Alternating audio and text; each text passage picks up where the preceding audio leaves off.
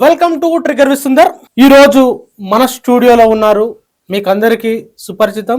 మన T10 డిబేట్లలో అనేక ఇంటర్వ్యూలలో చాలా ఇంటలెక్చువల్ కంటెంట్ ఇచ్చి ఎంతో మంది విమర్శకుల ప్రశంసలు కూడా పొందిండు. బుద్ధిస్ట్ సొసైటీ ఆఫ్ ఇండియా జాతీయ కార్యదర్శి దిగంబర్ కాంబ్లే గారు ఈ వేదిక మీద ప్రశాంతమయంగా పొలైట్ గా విషయాలు మాట్లాడదాం.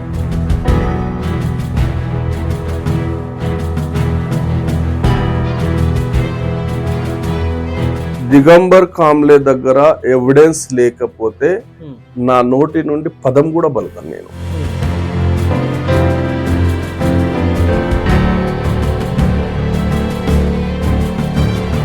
ఇది 565 పేజెస్ ఉంటుంది.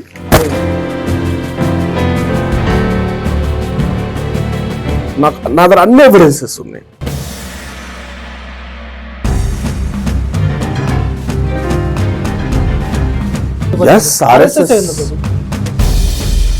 వచ్చింది ఆర్ఎస్ఎస్ మాధ్యమం ద్వారా.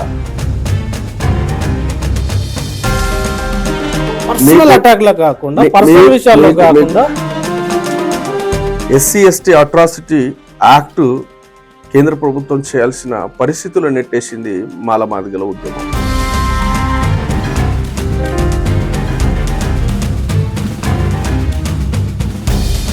ఐక్యంగా దళిత ఉద్యమాలు చాలా బలంగా కొనసాగుతున్న క్రమంలో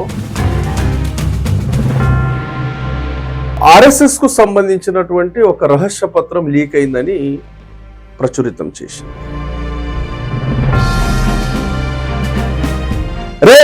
మీరు ఈ డిమాండ్ ను పెట్టకపోతే, భూమిని జాతీయకరణం చేయకపోతే మీ ప్రభుత్వాన్ని కూలుస్తారు.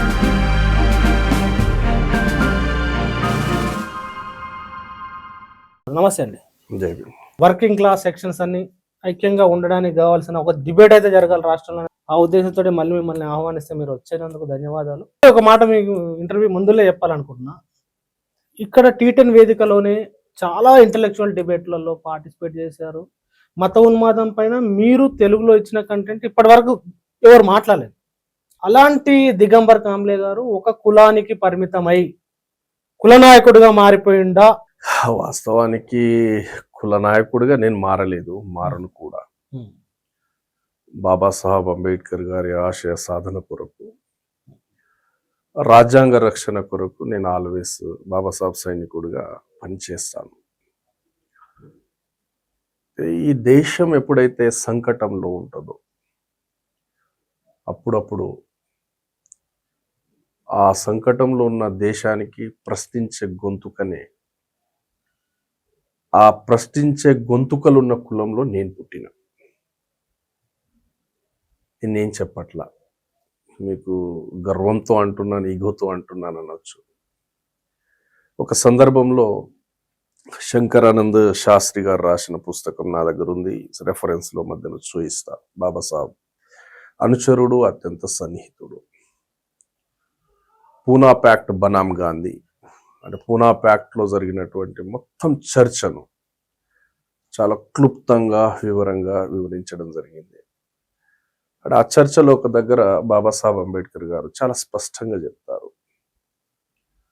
ఎప్పుడైతే ఈ దేశంలో ఉన్నటువంటి పీడిత వర్గాల పక్షాన నేను నిలబడ్డాను, ఎప్పుడైతే ఈ బ్రాహ్మణీయ వ్యవస్థ మీద నేను ధ్వజం ఎత్తాను, అన్ని వేళల్లో మీరు నాకు తోడుగున్నారు. వాళ్ళు నా మీద హత్యాయత్న ప్రయత్నాలు చేసినప్పటికీ దాన్ని అడ్డుకున్నది మీరు మాత్రమే. నేను మహర్ కులంలో పుట్టినందుకు గర్విస్తున్నాను. ఒకవేళ నేను ఈ కులంలో పుట్టి ఉండకపోతే ఈ దేశంతో ఇంత పెద్ద పోరాటం చేసి నేను పీడితుల గొంతునయ్యేవాడిని కాను, వారికి హక్కులు కల్పించేవాడిని కాను అని ఒక ఎమోషనల్గా చెప్తారు ఒక మీటింగ్లో. రికార్డెడ్ మీటింగ్ అది. ఆ సందర్భం ఉంది నా దగ్గర. విషయం ఏమిటంటే, చాలామందికి నేను కుల నాయకుడుగా, అటు మాలల సింహ గర్జన దేని కొరకు జరిగింది? అవును, కుల నాయకుడు కాందే మీరు మొదటి ఆడ సభలన్నీ వరుసగా జిల్లాలో సభ మీరు పెట్టారు కదా, మీ అధ్యక్షతన మీరు అందరినీ జనాన్ని మొత్తం పోగేసి అది పెట్టడం మీ ఆధ్వర్యంలో జరిగినప్పుడు కుల నాయకుడు కాదు చెప్పుకోవడానికి దౌర్భాగ్యం ఏంటంటే, వాస్తవానికి ఈ రిజర్వేషన్ వర్గీకరణ అనే అంశం మీద నేను రావడం కంటే ముందు బాధాకరమైన ఒక విషయం చెప్తాను. ఈ దేశంలో ఎంప్లాయ్మెంట్ను మనం పరిశీలన తీసుకుంటే 92% ఈ దేశ ఎంప్లాయ్మెంట్ అన్ఆర్గనైజ్డ్ సెక్టార్లో, 8% ఆర్గనైజ్డ్ సెక్టార్ నుండి ఉంటుంది. ఆ 8% లో 5% ప్రైవేట్ సెక్టార్ది, 3% గవర్నమెంట్ సెక్టార్ది. ఆ 3% ఉన్న గవర్నమెంట్ సెక్టార్ లో ఈ 2% అనేది ప్రమోషన్స్ మాధ్యమం ద్వారా భర్తీ అవుతుంది. ఒక ఐఏఎస్ ఉన్నాడు, ఆయన సెక్రటరీగా, ప్రిన్సిపల్ సెక్రటరీగా ఇట్లా ప్రమోషన్స్ మాధ్యమంలో జరుగుతుంది. మిగిలిన 1% ఈ దేశంలో ఉన్నది గవర్నమెంట్ ఎంప్లాయ్మెంట్. ఆ 1% లో 50% జనరల్ కు ఉంటది, 50% రిజర్వ్డ్ కేటగిరీకి ఉంటది. ఆ 1% లో నేను చెప్పేది అంటే 0.5%, 0.5%. ఆ 0.5% లో ఇప్పటి వరకు దేశవ్యాప్తంగా ఇప్పటి వరకు అమల్లోకి వచ్చిన రిజర్వేషన్ శాతం ఎంత అంటే 0.2%. సగం కూడా ఇంప్లిమెంట్ కాలేదు. నేను ఎస్సీల మాట మాట్లాడట్లేదు. ఎస్టీ, బీసీ, ఎస్సీ వీళ్ళు ముగ్గురు కలిపి ఉన్న 50% రిజర్వేషన్ ఇంప్లిమెంటేషన్ లో 0.2% భర్తీ అయింది. అటువంటి దౌర్భాగ్యమైనటువంటి ఒక ఇష్యూ మీద నేను మాట్లాడాల్సి రావడం నిజంగా దురదృష్టమే.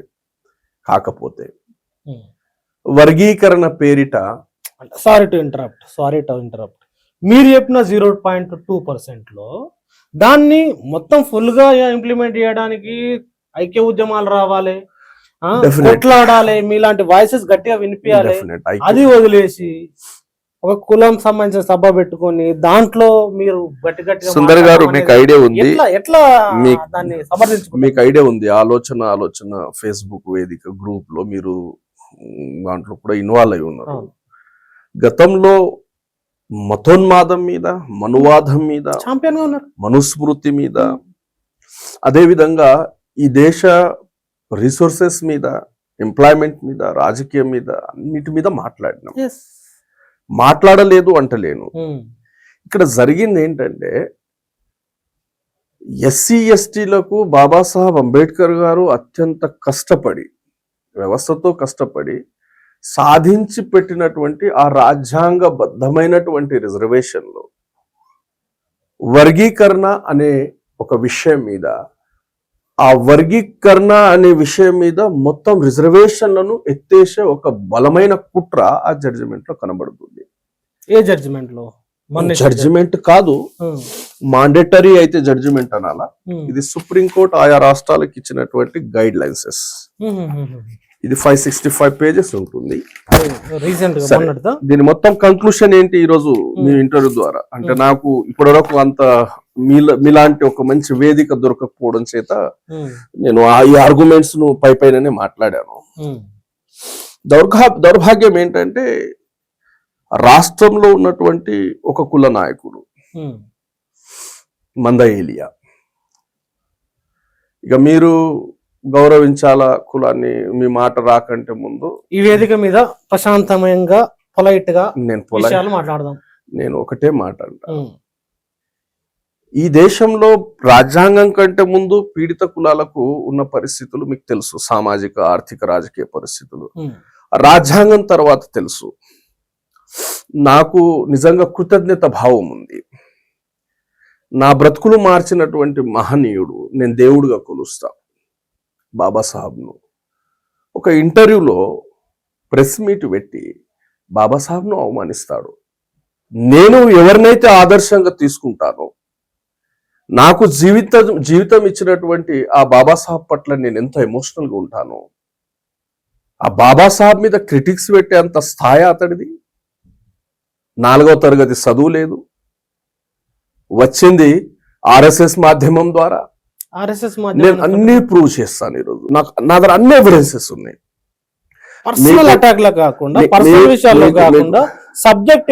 మీకు గతంలోనే చెప్పాను, దిగంబర్ కామ్లే దగ్గర ఎవిడెన్స్ లేకపోతే నా నోటి నుండి పదం కూడా పలకను. నేను పదం కూడా పలకను. అది ఏ డిబేట్ అయినా, హిస్టారికల్ డిబేట్ అయినా, ఆర్కియాలజికల్ డిబేట్ అయినా, సోషియాలజికల్ డిబేట్ అయినా, లేదా పొలిటికల్ డిబేట్ అయినా, కాన్స్టిట్యూషనల్ డిబేట్ అయినా, ఏ డిబేట్ అయినా నేను గతంలో మీకు ఇచ్చినటువంటి ఇంటర్వ్యూలో ఆల్ ఎవిడెన్సెస్ తో అన్ని బుక్స్ మోసుకొచ్చి మరి మీకు చూపించిన సందర్భం ఉంది. నా దగ్గర ఎవిడెన్స్ ఉంది. మీరు కొద్దిగా ఆగి ఓపికతో నన్ను వింటే మాత్రం నేను చేస్తాను. 4వ తరగతి చదువు లేనటువంటి ఒక వ్యక్తి ఈ దేశంలో మందకృష్ణ మాదిగ కంటే, దేశంలో కాదు ఆంధ్రప్రదేశ్ రాష్ట్రంలో మాలమాదిగలను మనం ఒకవేళ స్టడీ చేసినట్లయితే కారంచెడు జరిగింది, చుండూరు జరిగింది, ఐక్య ఉద్యమాలు చేసిర్రు. ఈ కారంచెడు చుండూరులో మాలల నాయకత్వంలో ఉద్యమం చాలా బలపడ్డది. బొజ్జ తారకం సార్ కావచ్చు, కత్తి పద్మరావు సార్ కావచ్చు, వీళ్ళ ఆధ్వర్యంలో చాలా బలమైన ఉద్యమం కొనసాగింది. ఈ ఉద్యమము రాష్ట్ర ప్రభుత్వం మెడలు వంచడమే కాదు, కేంద్ర ప్రభుత్వం మెడలు వంచి ఎస్సీ ఎస్టీ అట్రాసిటీ యాక్ట్ కేంద్ర ప్రభుత్వం చేయాల్సిన పరిస్థితులు నెట్టేసింది మాలమాదిగల ఉద్యమం. ఎగ్జాక్ట్లీ తెలుగు ఉద్యమం, చూడండి ఎంత బ్యూటిఫుల్ గా ఒక సమాజంలో ఐక్య ఉద్యమాలు తీసుకొచ్చాయి. అక్కడ ఉద్యమం చేసింది మాలమాదిగలని. ఇప్పుడు పేర్లు ఈ రోజు ఎందుకు వచ్చింది? బికాస్ ఆఫ్ ఎంఆర్పిఎస్ మూలంగా ఈ రోజు నేను కులం పేర్లు ఉచ్చారాల్సి వస్తుంది తప్ప, దానికంటే ముందు ఎస్సీ కులాలు అన్నారు కదా, దళిత ఉద్యమాలు కదా, దళిత ఉద్యమాలు లేదా ఎస్సీ కులాలు అని అన్నారు. ఆ ఎస్సీ కులాల్లో ఎన్ని ఆ షెడ్యూల్లో ఉన్నాయో అన్ని కులాలు కలిపి మాట్లాడిండ్రు. ఓన్లీ చట్టం తేవడమే కాదు, నాకు తెలిసి ఇది దేశ రాజకీయ చరిత్రలో ఇందిరాగాంధీ రాజకీయం అత్యంత ప్రభావితమైనటువంటి రాజకీయం.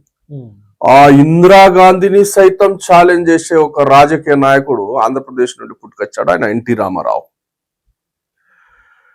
ఎన్టీ రామారావు రాజకీయ ప్రస్థానం ఇక్కడ ఎస్సీ ఐక్య కులాలు చేస్తున్నటువంటి ఉద్యమం, అంటే దళితులు చేస్తున్నటువంటి ఉద్యమం ఎంత సమాజాన్ని ప్రభావితం చేసినాయంటే, ఆ ఎన్టీ రామారావు సైతం దిగి వచ్చి వీళ్ళతో చర్చించి సీట్లు డిసైడ్ చేద్దామనే పరిస్థితికి దిగజారే సిచ్యువేషన్ ఏర్పడింది. ఎంత బ్యూటిఫుల్ సమాజం అంటే, ఈ దేశంలోనే అత్యున్నత చైతన్యం కలిగి ఉన్నటువంటి సమాజం ఆంధ్రప్రదేశ్ సమాజం. ఎవరి నాయకత్వంలో అనే విషయం పక్కన పెడితే, ఐక్యంగా దళిత ఉద్యమాలు చాలా బలంగా కొనసాగుతున్న క్రమంలో ఆర్ఎస్ఎస్ చాలా బలమైన ఒక కుట్ర చేసింది. నేను ఆర్ఎస్ఎస్ అని అనేసరికి మీకు చాలా మందికి ఆయన పీడిత కులాల నాయకుడు, అతను వాస్తవంగా ఒక డెమోక్రటిక్ రైట్స్, నేను అన్ని విషయాలకు వస్తా. నేను అతన్ని పేరు పెట్టి పిలవడానికి కూడా ప్రాథమిక కారణం, నేను దేవుడుగా ఆరాధించే వ్యక్తి, నా జీవితాన్ని ఇచ్చినటువంటి వ్యక్తిని అత్యంత అవమానపూరితంగా ప్రెస్ మీట్ పెట్టి, అంబేద్కర్ ఆయన ఏదో క్లాస్మేట్ అయినట్టు, ఆయనకి ఏదో బామర్ది అయినట్టు అగ్రెసివ్ గా ఆయన ఇతర కులాలకు ఏం చేయలేదు, కేవలం మహర్ కులం కొరకు చేశాడు, బౌద్ధాన్ని స్వీకరించేటప్పుడు తన కులాన్ని మాత్రమే తీసుకెళ్లాడు, మిగతా కులాలను తీసుకెళ్లలేదు, బౌద్ధం స్వీకరించడానికి 10 కారణాలు చెప్పిండంట, ఇట్లా ఒక పుస్తకం చూయించి ఆ 10 కారణాల్లో ఆయనకు అంటరానితనం ఉన్నదంట, ఆయనకు స్కూల్ కు బయట కూర్చోబెట్టారంట. 4వ తరగతి చదువులేనటువంటి ఒక మూర్ఖుడు, ఈ ప్రపంచంలోని అత్యున్నత జ్ఞాని, 32 డిగ్రీలు కలిగి ఉన్నటువంటి ఒక వ్యక్తిని, ఒక మహానుభావుణ్ణి, ఈ దేశంలో పీడిత వర్గాలకు దేవుడు, బీసీలైనా ఎస్సీలైనా ఎస్టీలైనా ఈరోజు రాజ్యాంగబద్ధమైన హక్కులు పొందుతున్నారంటే ఆయన పోరాట ఫలితం. అటువంటి వ్యక్తిని ఎంత అగ్రెసివ్ గా, ఎంత తీసి పారేసినట్టు ప్రెస్ మీట్ లో చెప్తున్నాడంటే, అక్కడ ఆర్ఎస్ఎస్ మీకు ఎవిడెన్స్ ఇస్తాను. ఆ ఎవిడెన్స్ లో నేను చాలా వరకు మీ దగ్గర వస్తున్నా అంటే ఎవిడెన్స్ లేకుండా రాకూడదు. లోక్మత్ సమాచార్ 22 జనవరి 1994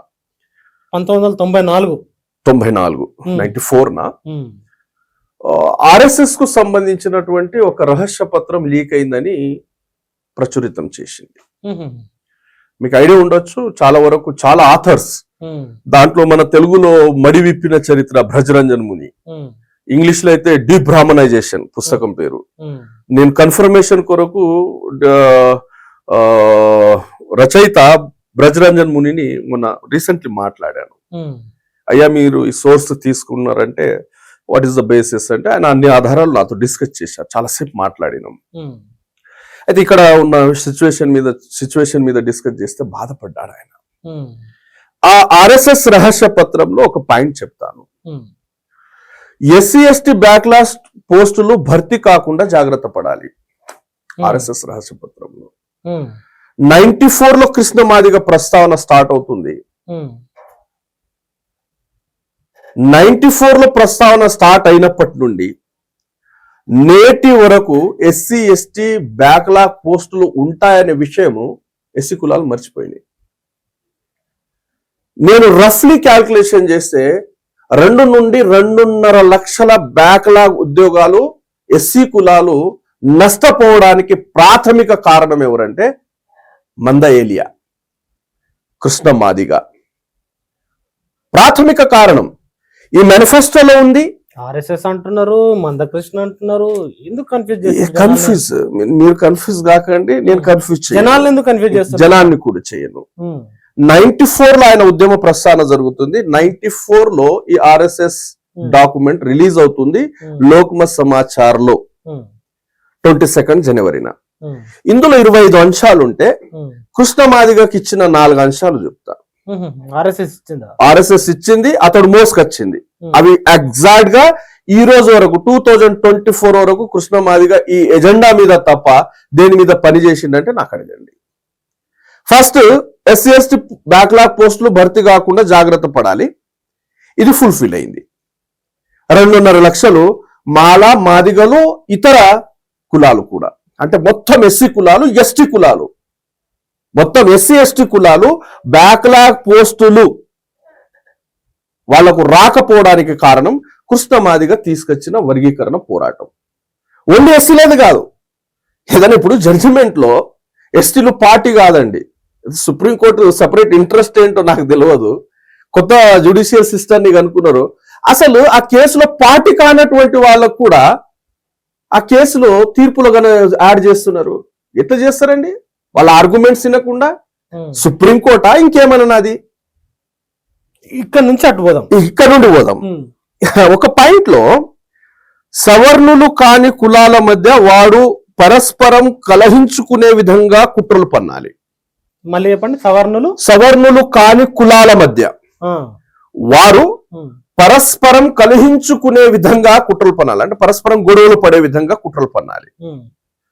ఇప్పుడు నేను ఎన్టీ రామారావు గారి సిచ్యువేషన్ చెప్పిన. ఇందిరాగాంధీ రాజకీయాలనే ఛాలెంజ్ చేసినటువంటి గొప్ప రాజకీయ నాయకుడు ఎన్టీ రామారావు దిగి వచ్చి దళిత ఉద్యమాలకు దిగి వచ్చి సీట్లలో మాతో షేర్ చేయండి, మేము కలిసి మనం పోటీ చేద్దామనే పరిస్థితికి దిగజార్చింది దళిత ఉద్యమం. అటువంటిది నేడు 2 కులాలు బహిర్గంగా మీడియా సమక్షంలో పొట్లాడుకోవడానికి కారణం MRPS ఉద్యమం కాదా? దానికి కారణం ఏంటంటే అంత బలంగా ఐక్య ఉద్యమాలు చేస్తున్నటువంటి కులాలను ఏం చేయాలా? విచ్ఛిన్నం చేయాలా, వాళ్ళు పరస్పరం కలహించుకునే విధంగా చేయాలా. సరే, మీకు ఒక మాట చెప్తా. 30 సంవత్సరాల ఇండస్ట్రీ అని చెప్తాడు ఆయన. 30 సంవత్సరాల ఇండస్ట్రీ. నాకు ఒక మాట చెప్పండి. సాధారణ మానవుడు కూడా పోయేసి అయ్యా నేను ఒక ఇష్యూ మీద డిమాండ్ చేస్తున్నా అంటే అది చట్టబద్ధమైన ఇష్యూ అయితే, అది రాజ్యాంగబద్ధమైన ఇష్యూ అయితే దానికి 30 సంవత్సరాలు పట్టుద్దండి. ఎలా పట్టుద్ది? ఇక్కడ క్లియర్ గా చెప్తా. 30 సంవత్సరాలు పట్టుద్దా? 341 సవరించడము రాజ్యాంగానికి వ్యతిరేకము. దాన్ని సవరించాలంటే దేశంలోని 50% రాష్ట్రాల అసెంబ్లీలో బిల్లు ఆమోదించిన తర్వాతనే 2 ఉభయ సభల్లో బిల్లు ఆమోదించాలి. రైట్? నేను చెప్పట్లేదు, మిస్టర్ నరేంద్ర మోడీ చెప్తున్నాడు. 26 జూలై 2023 పార్లమెంట్ లో ఆర్గ్యుమెంట్ జరిగింది వర్గీకరణ విషయం మీద. రైట్? ఎస్సీ సబ్ కేటగరైజేషన్ మీద డిబేట్ జరిగింది. ఈ డిబేట్ జరిగినప్పుడు the minister of state for social justice and empowerment, ఎవరు మినిస్టర్ అంటే నారాయణ స్వామి. నారాయణ స్వామి ఇచ్చినటువంటి రిప్లై ఏంటంటే 2023 నండి, 23 లో పార్లమెంట్ లో జరిగిన చర్చ. ఇది రికార్డెడ్, ఎవరైనా డౌన్లోడ్ చేసుకోవచ్చు, ఇంటర్నెట్ లో అవైలబుల్ ఉంటుంది. ఇక్కడ ఏమంటున్నాడంటే దేశంలోని కేవలం 7% రాష్ట్రాలు మాత్రమే వర్గీకరణను సమర్థించినాయి కాబట్టి పార్లమెంట్ లో దీన్ని సవరణ చేయడానికి వీలు లేదు, ఇప్పట్లో పార్లమెంట్ లో సవరణ జరగదు అని BJP government cabinet minister parliament లో ప్రకటన చేస్తున్నాడు. నేను చెప్పే విషయం పక్కన పెట్టండి. 2023లో జూలై 26న జరిగినటువంటి ఆర్గ్యుమెంట్ లో నరేంద్ర మోడీ ఎలక్షన్ కమిషన్ నియమాలకు వ్యతిరేకంగా ఒక కులం మీటింగ్ వస్తున్నాడు. ఒక కులం మీటింగ్ వచ్చేసి ఆయన గవర్నమెంట్ లో కేబినెట్ మినిస్టరే పార్లమెంట్ లో సమాధానం ఇస్తాడు, ఆయన ఇక్కడ వచ్చేసి వర్గీకరణ చేస్తా అంటాడు. ఒక భిన్నమైన పరిస్థితి ఇది, గమనించాలా మీరు. అవును, పార్లమెంట్ అట్లనే చెప్తారు, మళ్ళీ ఆయన మీటింగ్ వచ్చి చెప్పాడు కదా మీకు అండగా ఉంటాను, అండగా ఉంటా చేస్తానన్నాడు. ఆయన దేని పరంగా చేయాలి? నేను ఇప్పటికీ చెప్తున్నా, మాదిగ సోదరులకు చాలా స్పష్టంగా చెప్తున్నా, నేను మీ డిమాండ్ ను ఎక్కడా అవమానిస్తలేను. మీరు కావాలంటే రాజ్యాంగ ప్రక్రియ ప్రకారం జరిగితే మాత్రమే అవుతుంది తప్ప సుప్రీంకోర్టు దొడ్డి ద్వారా వస్తే ఏమైతుంది? ఈయనేదో హీరో అని ప్రూవ్ చేయడానికి ప్రెస్ మీట్ పెట్టి మాలల్ని మనువాదులు అన్నాడు. సరే, ఈ అంశం మీద మనం తర్వాత వచ్చిన మాలల్ని మనువాదులు అన్నారు, బాబాసాహెబ్ ను విమర్శించాడు. ఈయననే ఆ జడ్జిమెంట్ ను, ఆ డాక్యుమెంట్ ను లేదా గైడ్ లైన్స్ ను ఓన్ చేసుకుని సూపర్ హీరో అయ్యే ప్రయత్నం చేశాడు. అసలు ఈ కేసుకు కృష్ణ మాదిగకు సంబంధం ఏంటండి? Devender Singh versus state of Punjab కు మధ్య జరిగినటువంటి ఆ ఆర్గ్యుమెంట్ లో ఇతడి రోల్ ఏమన్నా ఉందా? ఇతడి రోల్ ఏమన్నా ఉందా? సరే, ఆ జడ్జిమెంట్ ఒకవేళ, నేను నిజంగా చెప్తున్నా మీ వేదిక ద్వారా, మాదిగ కులాలకు లేదా దేశంలో ఉన్న 1262 కులాల్లో ఏ ఒక్క కులానికి న్యాయం జరిగేదైనా నేను కుల ఉద్యమం చేసేవాడిని కాను. అంటే కుల ఉద్యమం చేసిన ఒప్పుకుంటారు ఇప్పటికి? కుల ఉద్యమం అంటే దానికి మీనింగ్ చెప్తా. మాలలు చేసిన సింహగర్జన ఈ దేశంలో ఉన్న 1000 ఎస్టీ కులాలకు, 1262 ఎస్సీ కులాలకు సుప్రీంకోర్టు ద్వారా రిజర్వేషన్ల మీద జరిగిన దాడి నుండి రక్షించడానికి మాత్రమే మాలలు ఉద్యమం చేసింది. సుప్రీంకోర్టు మొత్తం జడ్జిమెంట్. మీరు అడగండి. మీరు ఇక్కడ సభలు పెట్టి రెండు పీడిత కులాలు, అందరూ వర్కింగ్ క్లాసు, పేదలు, నిరుపేదలు, చదువులకు, అవకాశాలకు, మిగతా అన్నిటికీ దూరంగా ఉన్న వాళ్ళు, మీరు సభ పెట్టి ఒక కామెంట్ చేస్తారు, వాళ్ళు సభ పెట్టి ఒక కామెంట్ చేస్తారు. దీనివల్ల ఈ ప్రజలు రోజువారీగా ఊర్లలో కలిసి ఉండాల్సిన ప్రజలు పరిస్థితిలో ఉంటారు. ఈ పరిస్థితిని ఎవడు ఛాలెంజ్ చేయలేకపోయింది కాబట్టి పాపం ఏపీ పరిస్థితి చూసిన తర్వాతనే కాంశీరామ్ గారు హార్ట్ అటాక్ వచ్చింది, మరణించారు వాళ్ళు. కాంశీరామ్ గారి మరణానికి మందకృష్ణ మాదిగ కారణం. మీరు ప్రతి తీసుకొచ్చాడు కలపండి. నేను క్లియర్ గా చెప్తాను, ఎంత ఉధృతంగా లేచినటువంటి ఒక మూమెంట్ ను ఎంత బలహీనపరిచాడు ఈయన అంటే, 2 కులాల మధ్య ఒక విభజన రేఖను గీశాడు. నేనేమంటున్నా, నీ హక్కు కొరకు అది రాజ్యాంగబద్ధంగా చేస్తావా, రాజ్యాంగానికి వ్యతిరేకంగా చేస్తావా? నీ హక్కు కొరకు నాకు కొంచెం బుక్కెడు అన్నం కావాలి. మా వాళ్లకు వాస్తవానికి దళిత ఉద్యమాల్లో ముఖ్యంగా పేరు చెప్పుకోవడానికి, కులం పేరు చెప్పుకోవడానికే ఇబ్బంది పడుతున్న తరుణంలో మందకృష్ణ మాదిగ అనే పేరు తీసుకొని వచ్చి పేరు పక్కన కులాన్ని జడ్జ్ చేసుకొని ఒక ఆత్మగౌరవ ఉద్యమం నడిపిండు కదా. దాన్ని సుందర్ గారు, మీరు మాదిగ అనుకోండి, నేను రెడ్డిని, రైట్? నేను సుందర్ మాదిగ ఇట్రా అని అన్నా. What is the case? What is the case? SC ST atrocity case. చదువు లేనటువంటి వాడు మిగతా కులాలు గౌరవంగా పెట్టినాయంటే వాళ్లకు మనుస్మృతి ప్రకారము హుందాగా వచ్చినాయి. మనుస్మృతి శాసనాల్లో శూద్రుని పేరు జుగుత్సాకరంగా ఉండాలి. కులంలో చాలా సామెతలు ఉన్నాయి, ఆ కులాలను అవమానిస్తూ సామెతలు ఉన్నాయి. అవమానించబడే కులము, ఆ కులం పేరు ఎత్తితేనే అట్రాసిటీ కేసు అవుతుంది. అటువంటిది ఈరోజు అందరూ మాదిగలు అని తిట్టేస్తున్నారు అన్నట్టు. నేను ఉచ్చరిస్తేనే నాకు మీద అట్రాసిటీ కేసు అవ్వడానికి మీరు వ్యవస్థకు అవకాశం కల్పించింది. తిట్టడం రోజు అని తిట్టడం ఎట్లయింది? ఒక ఆత్మగౌరవానికి సంబంధించిన అంశంగా తీసుకొచ్చారు. కృష్ణ మాదిగా ఆత్మగౌరవ పోరాటం కాదు, అడుక్కునే పోరాటం. ఎట్లా అంటారు? అడుక్కునే పోరాటం.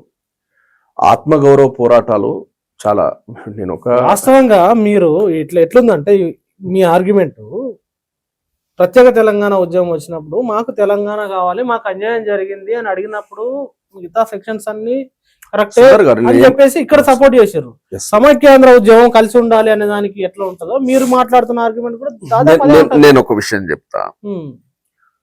సమాజంలో ఒక సమాజము కూర్చొని ఆలోచించి ఇలా జరిగితే బాగుండు అంటే సరిపోదు. పిడికేడు అన్నం కావాలంటే ఈ దేశంలో మనం బ్రతుకుతున్నామంటే ఆ దేశానికి రాజ్యాంగం ఉంది, రైట్? రాజ్యాంగ పాలనలో చట్టానికి లోబడి మనం బ్రతకాలి. మీరు చేసే పోరాటం పిడికేడు అన్నం కొరకు అయితే, అది రాజ్యాంగానికి చట్టాలకు లోబడి అయితే, పిడికేడు ఆత్మగౌరవం కోసం అంటారు లోబడి అయితే అది జరిగిపోవాలా.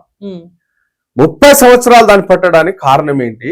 మీ వేదిక ద్వారా నేనే అడుగుతున్న వాళ్ళకు, మీ వేదిక ద్వారా 30 సంవత్సరాలు అయిపోయినా దానికి ఒక సుప్రీంకోర్టు ద్వారా తీర్పు వచ్చింది, తీర్పు ద్వారా ఒక సొల్యూషన్ అయిపోయింది. ఇన్ని రోజులు కులాల పేరుతో పంచాయతీ కలిసి నేను చెప్పిన మీరు అన్నట్టు మొత్తం రిజర్వేషన్లు ఇంప్లిమెంట్ కావాలి అని చెప్పేసి ఫైట్ చేయొచ్చు కదా. ఎందుకు తెలుసు దాని ద్వారా విషయం ఏంటంటే దాని ద్వారా నష్టం జరిగేది ఏమన్నా ఈ కులాలకు మిగతా వాళ్ళకి ఏమైనా ఉందా? కానప్పుడు దాన్ని ఎందుకు అంత లాగడం, ఇంకా లాగడం ఎందుకు? నష్టం కాదు. ఈవి చెన్నై జడ్జిమెంట్ లో దీని పరిణామాలు, దీని నష్టాలు చాలా స్పష్టంగా చెప్పింది, కాన్స్టిట్యూషనల్ బేసిస్ లో చెప్పింది. వర్గీకరించడము అనేది అది రాజ్యాంగ స్ఫూర్తికి వ్యతిరేకము. ఎందుకంటే ఎస్సీలు ఇట్ సెల్ఫ్ గా ఒక హోమోజినియస్ కమ్యూనిటీ. సరే, ఆ జడ్జిమెంట్ పక్కన పెట్టండి. ఆ 7 జడ్జిలో ఒక జడ్జి బేలాయం త్రివేది గారు, ఎప్పుడు మొన్న ఇచ్చిన దాంట్లో 6 కుమ్మక్కైనరు. బేలాయం త్రివేది ఆర్గ్యుమెంట్ చాలా రాజ్యాంగానికి చట్టాలకు లోబడి ఉంటది. ఆమె ఏమంటదంటే 15 సంవత్సరాల నుండి ఇంప్లిమెంట్ లో ఉన్నటువంటి ఈవి చెన్నయ్య జడ్జిమెంట్ విషయాలు ఏవైతే ఉన్నాయో ఎటువంటి కారణాలు లేకుండా ఏమంటుంది ఆమె, without recording any cogent reason how can refer 3 judges to higher bench అంటున్నది.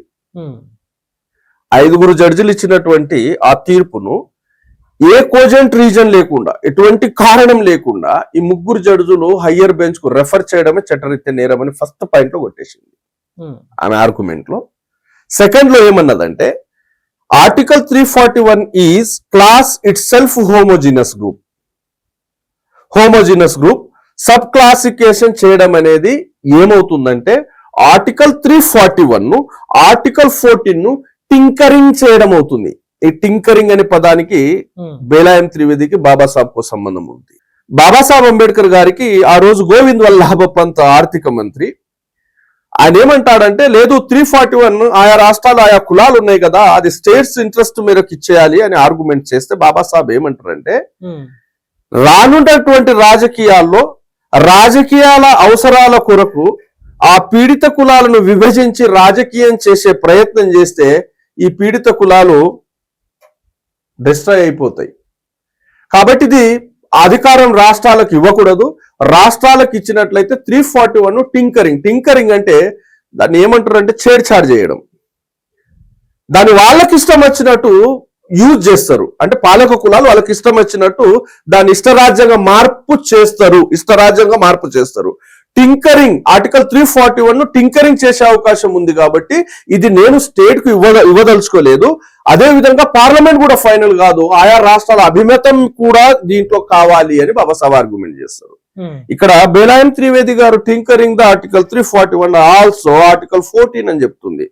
దాని తర్వాత బెనిఫిట్స్ అందరికీ అందకపోతే వెనుకబడిన వారికి ప్రత్యేక శ్రద్ధ తీసుకోవాలని ఈవి చెన్నయ్య జడ్జిమెంట్ లో చాలా స్పష్టంగా చెప్పారు. రాష్ట్ర ప్రభుత్వాలు ప్రత్యేక శ్రద్ధ తీసుకోకపోవడం చేత వెనుకబడిన కులాలు ఆ విధంగానే కొనసాగుతున్నాయి. ఒక కులము వెనుకబడటానికి కారణము మరో కులం కారాదు కూడా. ఒక కులం వెనుకబడ్డదని సబ్ కేటగరైజేషన్ చేయడం అనేది అది ఏమవుతుందంటే ఒకరికి రాజ్యాంగబద్ధంగా వచ్చినటువంటి హక్కుల్ని కాలరాయడమే, అంటే చట్టరీత్యా నేరమే అవుతుంది తప్ప ఇది చట్టరీత్యా జరిగే పని కాదు అని చెప్తుంది. ఆర్గ్యుమెంట్ చాలా అద్భుతంగా చెప్పారు. ఇది బీరాయం త్రివేది చూడండి, there cannot be reservation within the reservation because of homogeneous community అంటుంది. అంటే ఇక్కడ నేనేం చెప్తున్నానంటే Supreme Court is not supreme. అయితే ఇక్కడ ఆ పాయింట్ కాడికి నేను వచ్చేకంటే ముందు ఎస్సీ ఏబిసిడి వర్గీకరణలో విషయంలో ఇవన్నీ ఆర్గ్యుమెంట్ కదా, బీసీ వర్గీకరణ జరిగింది ప్రశాంతంగా, ఎవరిది వాళ్ళు తీసుకుంటున్నారు. నేనేం చెప్తున్నా 340 దానికి అడ్డం రాని 341 ఎస్సీలకి ఎందుకు అడ్డం వచ్చింది? ఇది బాబాసాహెబ్ కు తెలుసు. టెక్నికల్ కానూన్లో ఏముంటదంటే కొన్ని టెక్నికల్ విషయాలను బేస్ చేసుకొని పాలక కులాలు వాడుకుంటాయి. వాస్తవానికి బీసీలకు కూడా క్రిమిలేయర్ చేయడము, వర్గీకరించడము రాజ్యాంగ స్వరూపానికి. What is the definition of article 340? 340 definition ఏంటి చెప్పండి. సామాజిక వెనుకబాటుతనం, మండల్ పోరాటం తర్వాత విద్యాపరమైన వెనుకబాటుతనం. రైట్, సామాజిక వెనుకబాటుతనం, విద్యాపరమైన వెనుకబాటుతనం. మీరు క్రిమిలేయర్ తేవాలంటే ఏం చేయాలా? దానికి క్రైటీరియా ఎకనామిక్ క్రైటీరియా అయి ఉండాలా. ఎకనామిక్ క్రైటీరియా ఉందా? లేదు.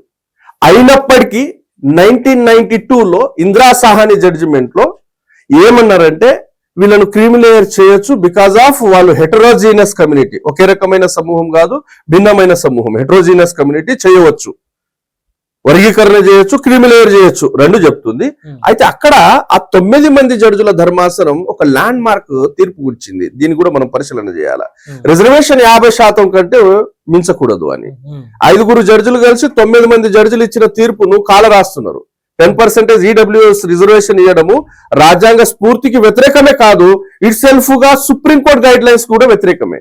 9 మంది జడ్జిలు ఇచ్చినటువంటి తీర్పును 5 జడ్జిలు కాల రాస్తారు. చూడండి, చాలా గమ్మత్తు ఉంటది సుప్రీంకోర్టు. ఈ మధ్య వచ్చిన సుప్రీంకోర్టుకు బేసిక్ కారణం నేను చెప్పడం కాదు, ఒక సందర్భంలో వచ్చింది, దాన్ని నేను వివరిస్తాను దీని తర్వాత.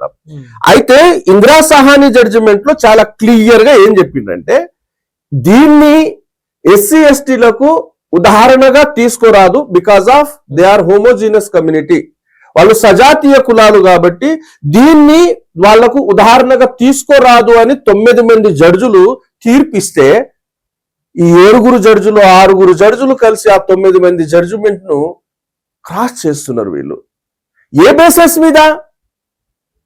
చట్టబద్ధంగా చేస్తున్నారా? రాజ్యాంగబద్ధంగా చేస్తున్నారా? లేదు, అకాడమిక్ జస్టిఫికేషన్. ఏంటండి సుప్రీంకోర్టా ఈ మోడీ ఇంట్లో పెట్టుకున్న సంస్థన? అకాడమిక్ ఆర్గ్యుమెంట్ తోటే రాజ్యాంగబద్ధమైనటువంటి ఒక చట్టాన్ని మీరు మారుస్తారా? ఎట్లా మారుస్తారు? ఒక్కటి కాదు నేను చెప్పేది ఏంటంటే ఒక సందర్భం చెప్పిన తర్వాత చెప్తా. 1919లో కోల్కతాలో హైకోర్టు ప్రివ్యూ కౌన్సిల్ ఏర్పాటు అయింది. ఆ కౌన్సిల్లో వాళ్ళు చేసుకున్న ఒప్పందం ఏమిటంటే బ్రాహ్మణులను జడ్జిలుగా నియమించరాదు. ఎప్పుడది? 1919లో కోల్కతా హైకోర్టు ప్రివ్యూ కౌన్సిల్ ఏర్పాటైంది. Before independence. 1919లో బ్రాహ్మణులను జడ్జిలుగా నియామకం చేయరాదు. కారణం ఏమిటంటే వాళ్లకు జుడిషియల్ క్యారెక్టర్ ఉండదు అని అంటారు.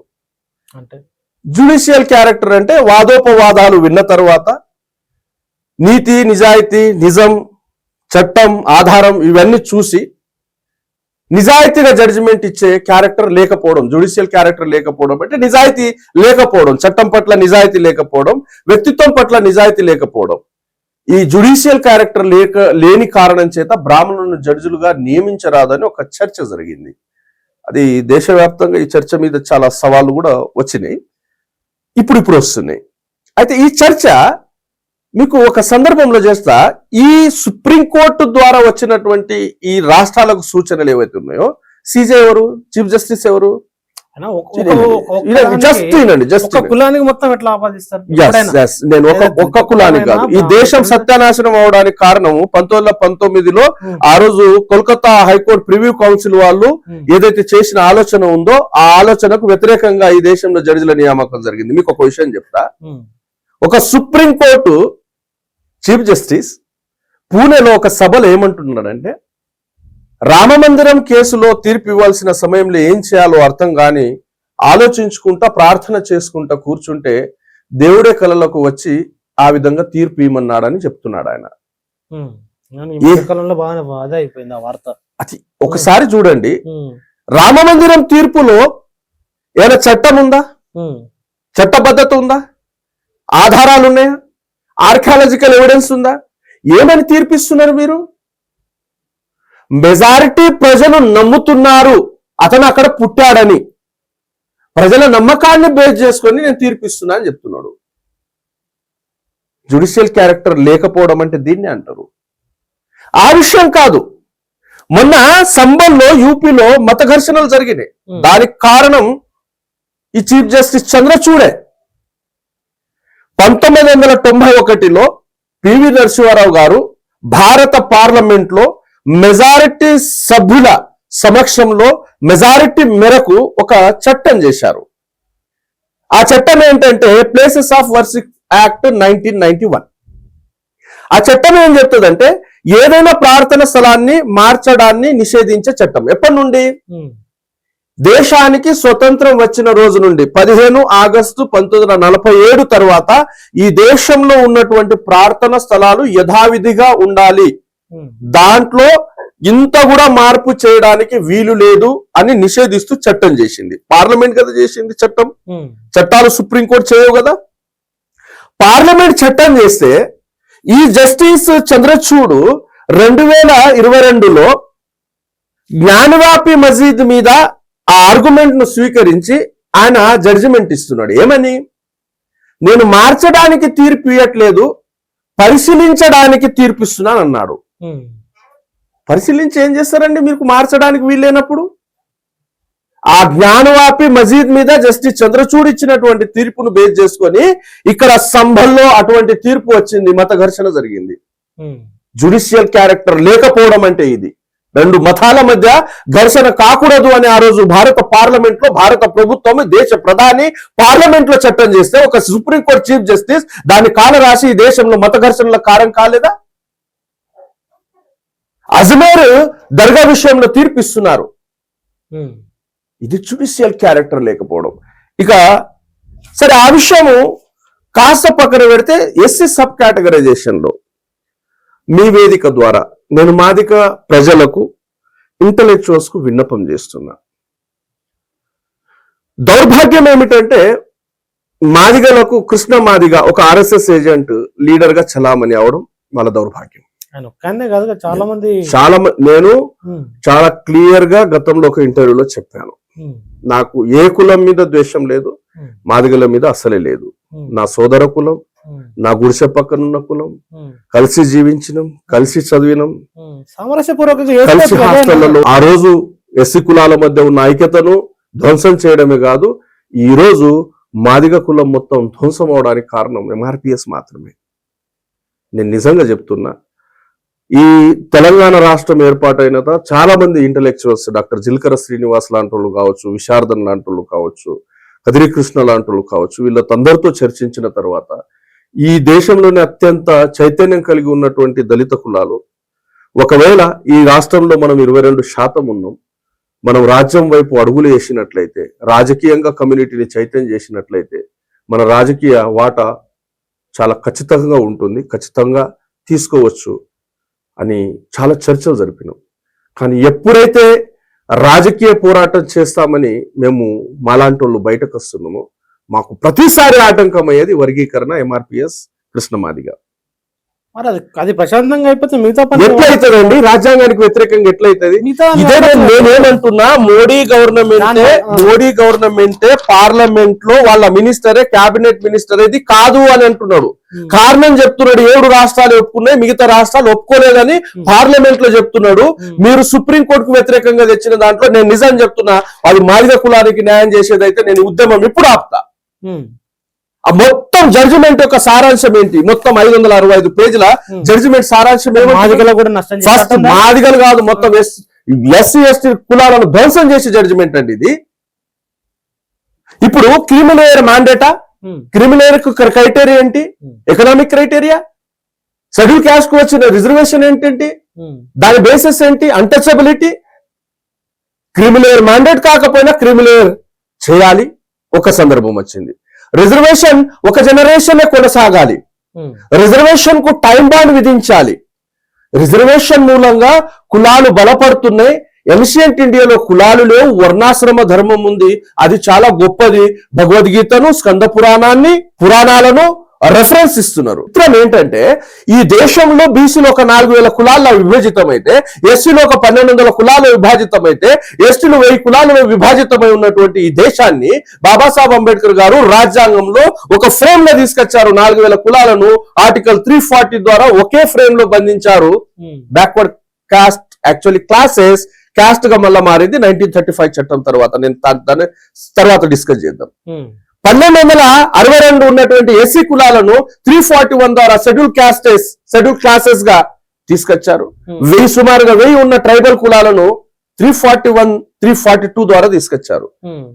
అంటే దేశం ఇంత చిన్న భిన్నమైనటువంటి దేశం రాజ్యాంగం కంటే ముందు ముఖ్యమైనటువంటి ఈ సమాజాన్ని ఒక 3 గ్రూపులుగా డివైడ్ చేశారు.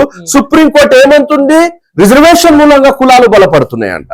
సుప్రీంకోర్టు అన్నది ఆ మాట ఒక్కసారి చూపిస్తాను. సుప్రీంకోర్టు అన్నది ఆర్గ్యుమెంట్ చేసింది ఎవరంటే పంకజ్ మిట్టల్ 56 పేజీల జడ్జిమెంట్ ఇచ్చారు.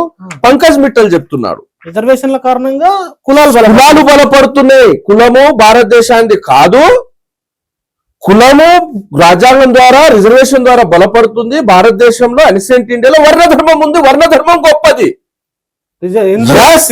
ఆర్గ్యుమెంట్ లో ఉంది. అందుకే నేను మాదిగ ప్రజలకు నేను చెప్తున్నది ఏంటంటే చాలా స్పష్టంగా చెప్తున్నా.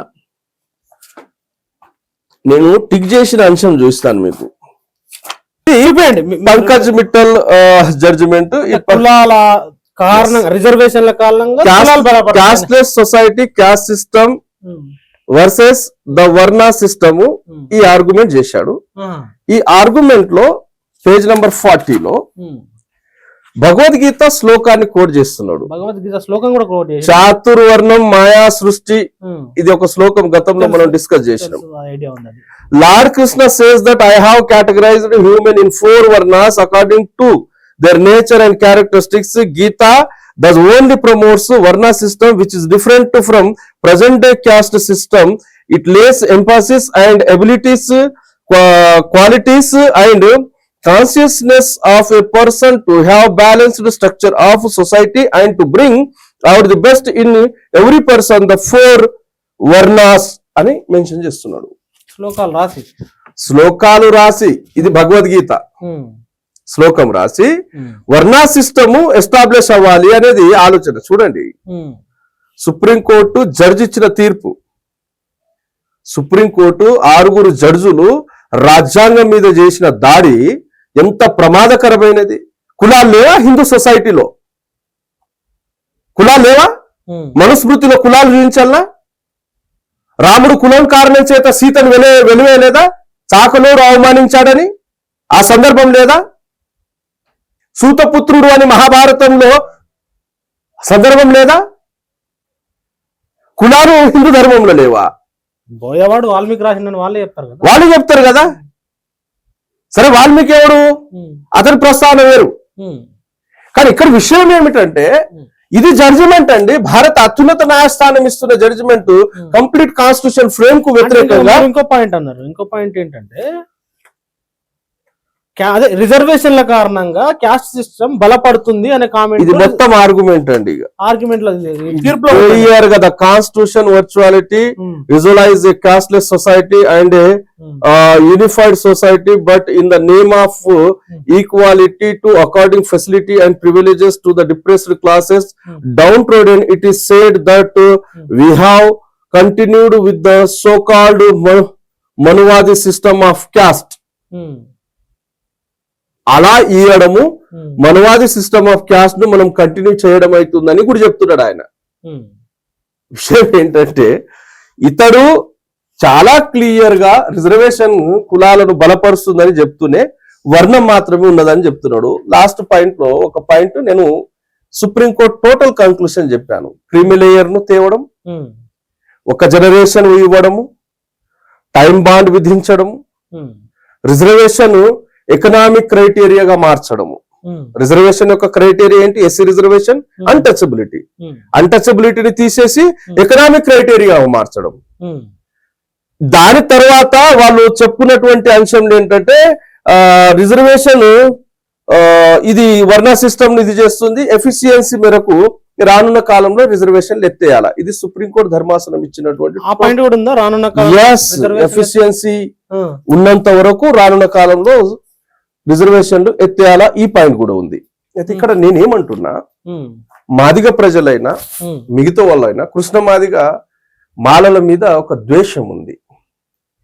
మరి ఆ ద్వేషము అతనికి ఆయన పాయింట్ కంటే ఫస్ట్ ఇప్పుడు ఈ రిజర్వేషన్ సంబంధించిన తీర్పుకు సంబంధించిన అంశంలో చాలా మొత్తం రిజర్వేషన్ల మీద దాడైన పాయింట్ మీరు మాట్లాడుతున్నారు. ఇది మొత్తం నేను జడ్జిమెంట్ ఇవి సపరేట్ గా ఒక్కొక్క జడ్జి ఇచ్చినటువంటి జడ్జిమెంట్స్ అండి ఇవి. నేను మీ ఇంటర్ ద్వారా అయితే ఇవన్నీ చదివి చూపెట్టలేను. నేను మాదిగ ప్రజలకు ఇంటలెక్చువల్స్ కు విన్నపం చేస్తున్నా.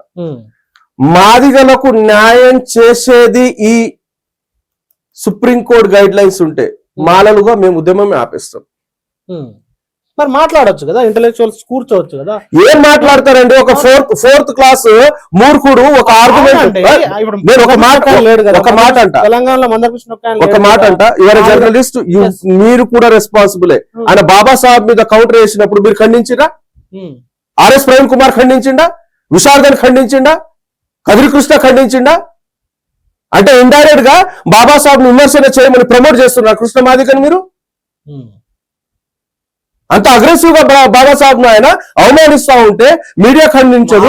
మధువాదులు అన్న సందర్భంలో ఇక్కడ ఇదే వేదికలో చాలా మంది ఖండించారు. T10 వేదికలో మనువాదులు అనే విషయంలో ఖండించారు. బాబాసాహెబ్ ను అతడు విమర్శించినప్పుడు ఎవరు ఖండించారు ఈ రాష్ట్రంలో అంటున్నా.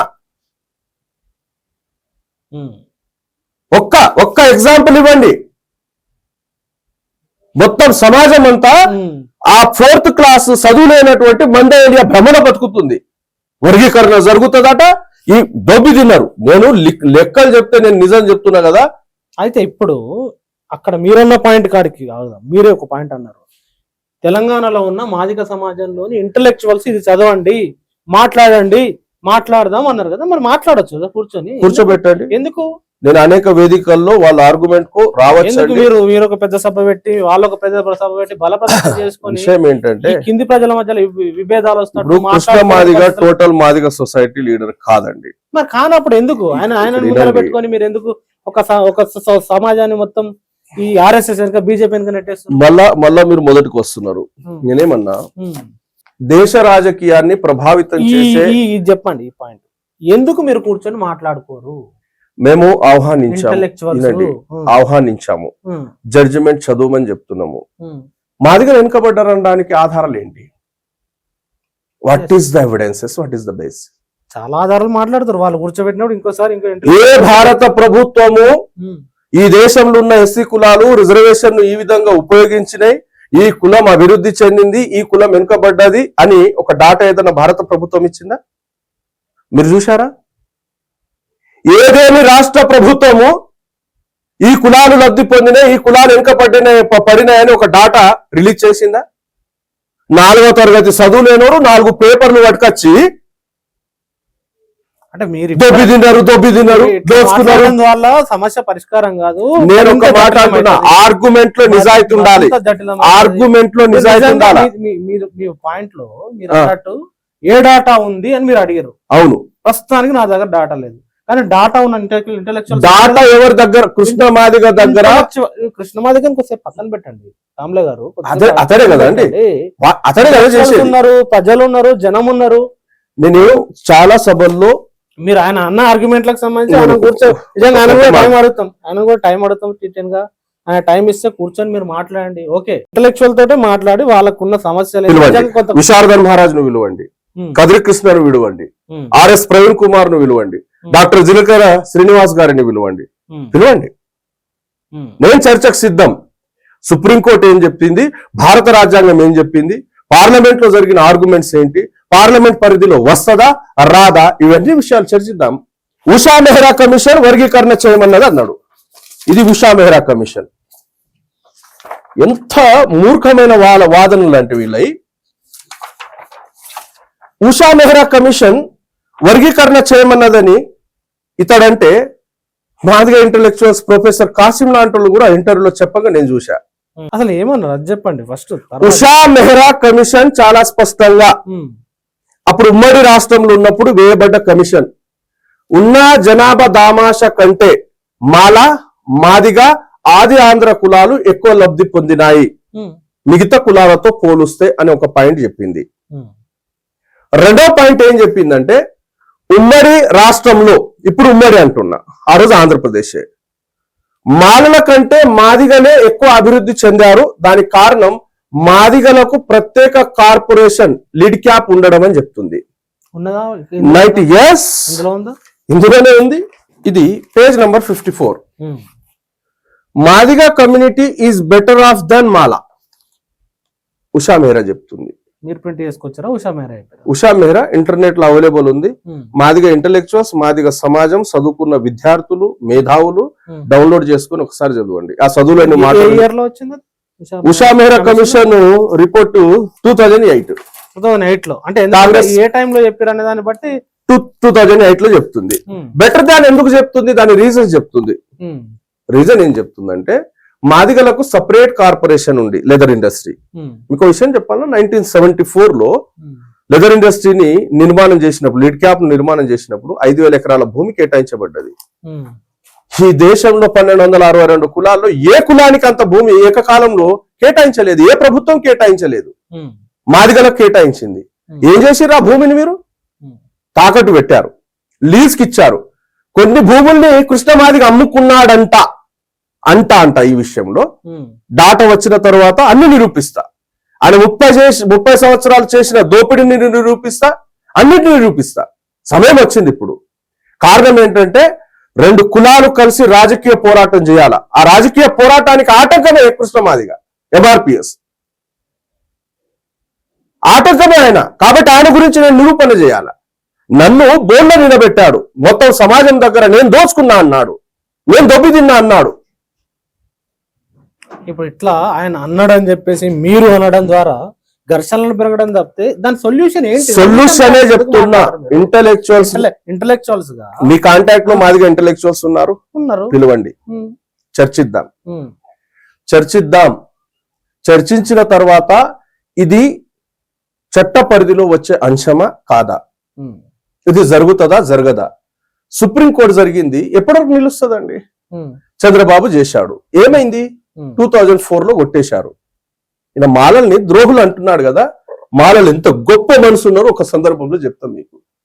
2004 ఈవి చెన్నై జడ్జిమెంట్ లో జడ్జి ఏమడుగుతాడంటే ఈ 4 సంవత్సరాలు లబ్ధి పొందినటువంటి ఈ కులాలను ఏం చేద్దామని అన్నాడు. ప్రొఫెసర్ కాసిం అనేక ఇంటర్వ్యూలో ఏం చెప్తున్నాడంటే సబ్ కేటగరైజేషన్ ద్వారా నాకు ఉద్యోగం దక్కింది అని గొప్పగా చెప్తున్నాడు. కాసిం నేను చెప్పేది ఏంటంటే మాలల గొప్ప మనసుతో నీ ఉద్యోగం ఉన్నది అంటున్నా. ఆ ఆర్గ్యుమెంట్ టైంలో మాల లీడర్లు ఇచ్చిన వెనక్కి తీసుకోవడం మంచి పద్ధతి కాదు, కంటిన్యూ చేయండి అని చెప్పేశారు. ఒకవేళ లేదు వెనక్కి తీసుకోండి అంటే కాసిం ఇంట్లో కూర్చునేవాడు. పర్సనల్ ఆర్గ్యుమెంట్ కంటే ఇంటెలెక్చువల్ ఆర్గ్యుమెంట్ చేయట్లేదు. ఇంటెలెక్చువల్ డిబేట్ ఈ సమాజం కోరుకుంటుంది. నేను ఇంటెలెక్చువల్ గా మీరు సమాజంలో ఉన్న లోటుపాట్లను చెప్పడము, దాని పరిష్కారాలు చెప్పాలి. సుందర్ గారు, ఒక విషయం, మీరు జర్నలిస్ట్ అని కాదు, ఒక సోషలిస్ట్ గా మిమ్మల్ని నేను చూస్తాను. ఒక విషయం గుర్తుపెట్టుకోండి, కాసిం ఆ స్టేట్మెంట్ నేను పేరు పెట్టే చెప్పడానికి ఆయన ఓ మేధావి అని చెప్పట్లేదు. అటువంటి స్టేట్మెంట్ చేత మాదిగ ప్రజలు, అమాయకులు ప్రభావితం అవుతున్నారు కాబట్టి ఆ వయసు ఇచ్చిన. ఇది ఇంటెలెక్చువల్ డిబేటే. నేను సొసైటీలో ఉన్నా, నాకు సోషల్ సైన్స్ మీద జ్ఞానం ఉంది, చాలా జ్ఞానానికి సంబంధించి. అతని స్టేట్మెంట్ అమాయక మాదిగ ప్రజలు అతని స్టేట్మెంట్ ద్వారా అన్కాన్స్టిట్యూషనల్ విషయాన్ని నెత్తి మీద మోసుకొని ఉద్యమాలు చేస్తున్నారు కాబట్టి ఆ విషయం చెప్తున్నా. ఆయన పెద్ద మేధావి అని చెప్పట్లా నేను. మళ్ళీ మీరు దిగంబర్ కాంబ్లే నేను ఓపెన్ గా ఛాలెంజ్ చేస్తున్నా ఈ వర్గీకరణ మీద వాళ్ళు తీసుకొస్తున్న ఆర్గ్యుమెంట్ డిబేట్లు, పరిష్కారాలు కోరుకుంటుంది సమాజం. నేను పరిష్కారం వైపే మాట్లాడుతున్నా, పరిష్కారం వైపే మాట్లాడుతున్నా. కవులకు అవార్డులు ఇచ్చిండ్రు. దేశ దౌర్భాగ్యం ఏమిటంటే జయరాజ్ అన్న ఒక కులం మీద పనిచేయంగా చూశారా? ఆయన ఎప్పుడు కులం లేదు. గద్దరన్న చూశారా? కోరెటి వెంకన్న చూశారా? అసలు వాళ్ళ గూడ అంజయ్యను చూశారా? ఎంత విద్వేషం అండి ఈయన మనసులో. వాళ్ళ కులం ఆపాదిస్తాడు, వాళ్ళకి ఇవ్వడం నాకు వ్యతిరేకత కాదు. మళ్ళీ చూడండి ఎంత నటన. వాళ్ళు ఇవ్వడం నాకు ఆబ్జెక్షన్ కాదు, కానీ అట్ ద సేమ్ టైం మాదిగలకు కూడా ఇచ్చేది ఉండే. పాపం అందశ్రీకి ఆయన మాదిగలు కాదంటాడు. ఎంత విచిత్ర మానవుడినా ఈ సమాజంలో. ఇలాంటి డిబేట్ కాదు, నేనేమంటున్నా, ఇలాంటి ఒక వాతావరణం ఉన్నప్పుడు తప్పకుండా మీరు మాట్లాడుతుర్రు, అక్కడ సైడ్ నుంచి మాట్లాడుతున్నారు. నేనేమంటున్నా, ఇది మీ ఆర్గ్యుమెంట్ రెండు కులాలు కూర్చొని చేసేదైతే నేను డెఫినెట్ గా అదే స్థాయిలో మాట్లాడడానికి ప్రయత్నం చేస్తా. మీరు ప్రెస్ మీట్ పెట్టి మరి ఎంత రెచ్చగొడుతున్నారు. విశ్వ మానవులు వాళ్ళు, పీడిత కులాల గొంతుకనైనటువంటి వాళ్ళు. గదరన్న తన ఊపిరి ఉన్నంత వరకు పీడిత కులాల హక్కుల గురించి పోరాటం చేసిండు. మీరు అతనికి కులం అంట కడతారా? సరే, నీ కులానికి రాలేదు, అందశ్రీకి కులం లేదు అని అన్నావు. ఆ వయస్సుతో సమానంగా ఉన్నటువంటి ఆ కవులు కళాకారు మాదిగలు ఎవరికైనా ఇచ్చి ఉండకపోతే డెఫినెట్ గా ఇవ్వాలని నాలాంటి కూడా చెప్తాడు. ఉన్నారా? నువ్వు చెప్పినటువంటి లిస్టు సాయి చంద్. ఇప్పుడు మా సాయి చంద్ కు రాలేదు. మీరు కూడా కులంలో కలిసిపోయారు. నా మిత్రుడు అండి. సాయి చంద్ కు రాలేదు. సాయి చంద్ ఉద్యమకారుడు కాదా? తెలంగాణ ఉద్యమంలో అక్కడ ఇచ్చినటువంటి ఏజ్ క్రైటీరియాను దృష్టిలో పెట్టుకొని, ఆ సీనియారిటీని దృష్టిలో పెట్టుకొని రాష్ట్ర ప్రభుత్వం గౌరవించింది. చాలా అభినందనీయం అది. దాన్ని తీసుకొచ్చి కృష్ణ మాదిగ ప్రెస్ మీట్ లో చెప్పిన పేర్లు సాయి చంద్ ఆ ఏజ్ గ్రూప్ కు సంబంధించినటువంటి వాళ్ళు చెప్పడానికి అన్న పొంతను ఉండాలా? అదే మీటింగ్ లో ప్రభావితం ఏంటంటే సింగిల్ లార్జెస్ట్ కమ్యూనిటీ మాదిగలది, మాకు 2 మినిస్టర్లు కావాలా అడగచ్చు. అడగచ్చు, వాళ్ళు నాకు ఆబ్జెక్షన్ లేదు. నేనేమంటున్నా, ఆర్గ్యుమెంట్ లో నీతి ఉండాలంటున్నా. సింగిల్ లార్జెస్ట్ కమ్యూనిటీని చూపించి ఇన్ని రోజుల వరకు ఆయా పార్టీల దగ్గర లాబింగ్ చేసినటువంటి ఆ నాయకుడు ఎలక్షన్ కంటే ముందు ఏమన్నాడు? రేవంత్ రెడ్డి నీ అంతు చూస్తా, ఎట్లా గెలుస్తావో చూస్తా, కాంగ్రెస్ ప్రభుత్వాన్ని ఓడించిండా? సింగిల్ లార్జెస్ట్ కమ్యూనిటీ కదా, కమ్యూనిటీ నీ మాటల్లో ఉంటే నీకు డిపాజిట్ ఓట్లు కూడా వేయలేదు. మాట్లాడితే నీతి ఉండాలంటున్నా, నిజాయితీ ఉండాల మాటల్లో. అయితే ఇక్కడ మీ ఆర్గ్యుమెంట్లలో కానీ లేదు, మిగతా వాళ్ళ ఆర్గ్యుమెంట్లలో ఎన్నికల సందర్భంలో మోడీ వెనుకొండడం, ఎన్నికలకు మోడీకి ఓట్లు వేయాలి, బీజేపీ ఓట్లు వేయాలని చెప్పడం. రెండో పాయింట్, ఎన్నికల సమయంలో కాదు, తీర్పు సందర్భంగా కూడా మోడీకి సంబంధించిన క్రెడిట్ ఇవ్వడానికి పెద్ద ఎత్తున ఆ విషయాలు ఎందుకు ఎన్నికల సమయం కాదు. నేను ప్రత్యేక విషయాలు చెప్పడానికి రీజన్ ఏంటంటే, నేను క్లియర్ గా ఆర్ఎస్ఎస్ లీక్ అయినటువంటి ఆ రహస్య పత్రము, దాంట్లో తీసుకొచ్చిన 2 పాయింట్లు కృష్ణ మాదిగ మోసుకొచ్చింది 30 సంవత్సరాల్లో నేను స్పష్టంగా చూపించిన. ఇంకా 2 పాయింట్లు ఉన్నాయి ఆయన మోసుకొచ్చినాయి. ముస్లిం మరియు అంబేద్కరిస్టులకు వ్యతిరేకంగా సవర్ణులు కానటువంటి హిందువులతో పోరాడే విధంగా ప్రేరేపితం చేయాలి. ముస్లిం మరియు అంబేద్కరిస్టులకు వ్యతిరేకంగా సవర్ణులు కానటువంటి వాళ్ళు అంటే శూద్రులు. ఎస్, నేను అందుకే చెప్తున్నా. లోక్మత్ సమాచార్ 22 జనవరి 1994 లో ప్రింట్ అయింది. అది మీకు తెలుగు ప్రజలకు అది అర్థం కావాలంటే మడివిప్పిన చరిత్ర బ్రజరంజన్ ముని రాసింది, పేజ్ నంబర్ 254 లో ఆయన ప్రింట్ చేశాడు. దాన్ని యాజ్ ఇట్ ఈస్ గా ప్రింట్ చేశాడు. రెండవ పాయింట్, ముస్లింలు అంబేద్కరిస్టులు మరియు బౌద్ధుల మధ్య ఘర్షణలు జరిగే విధంగా కుట్రలు పన్నాలి. ఇప్పుడు కృష్ణ మాదిగ ఘర్షణల వాతావరణమే నెలకొల్పాడు. నాలాంటి ఇంటలెక్చువల్ కులాన్ని మోయడం అనే మీరు మాట అన్నారే, కానీ నేను కులాన్ని మోసినట్ట? సుప్రీంకోర్టు రాజ్యాంగానికి వ్యతిరేకంగా ఇచ్చినటువంటి ఆ జడ్జిమెంట్ ను వ్యతిరేకిస్తూ జరిగిన సభ, అది మాలల సభ కాదు.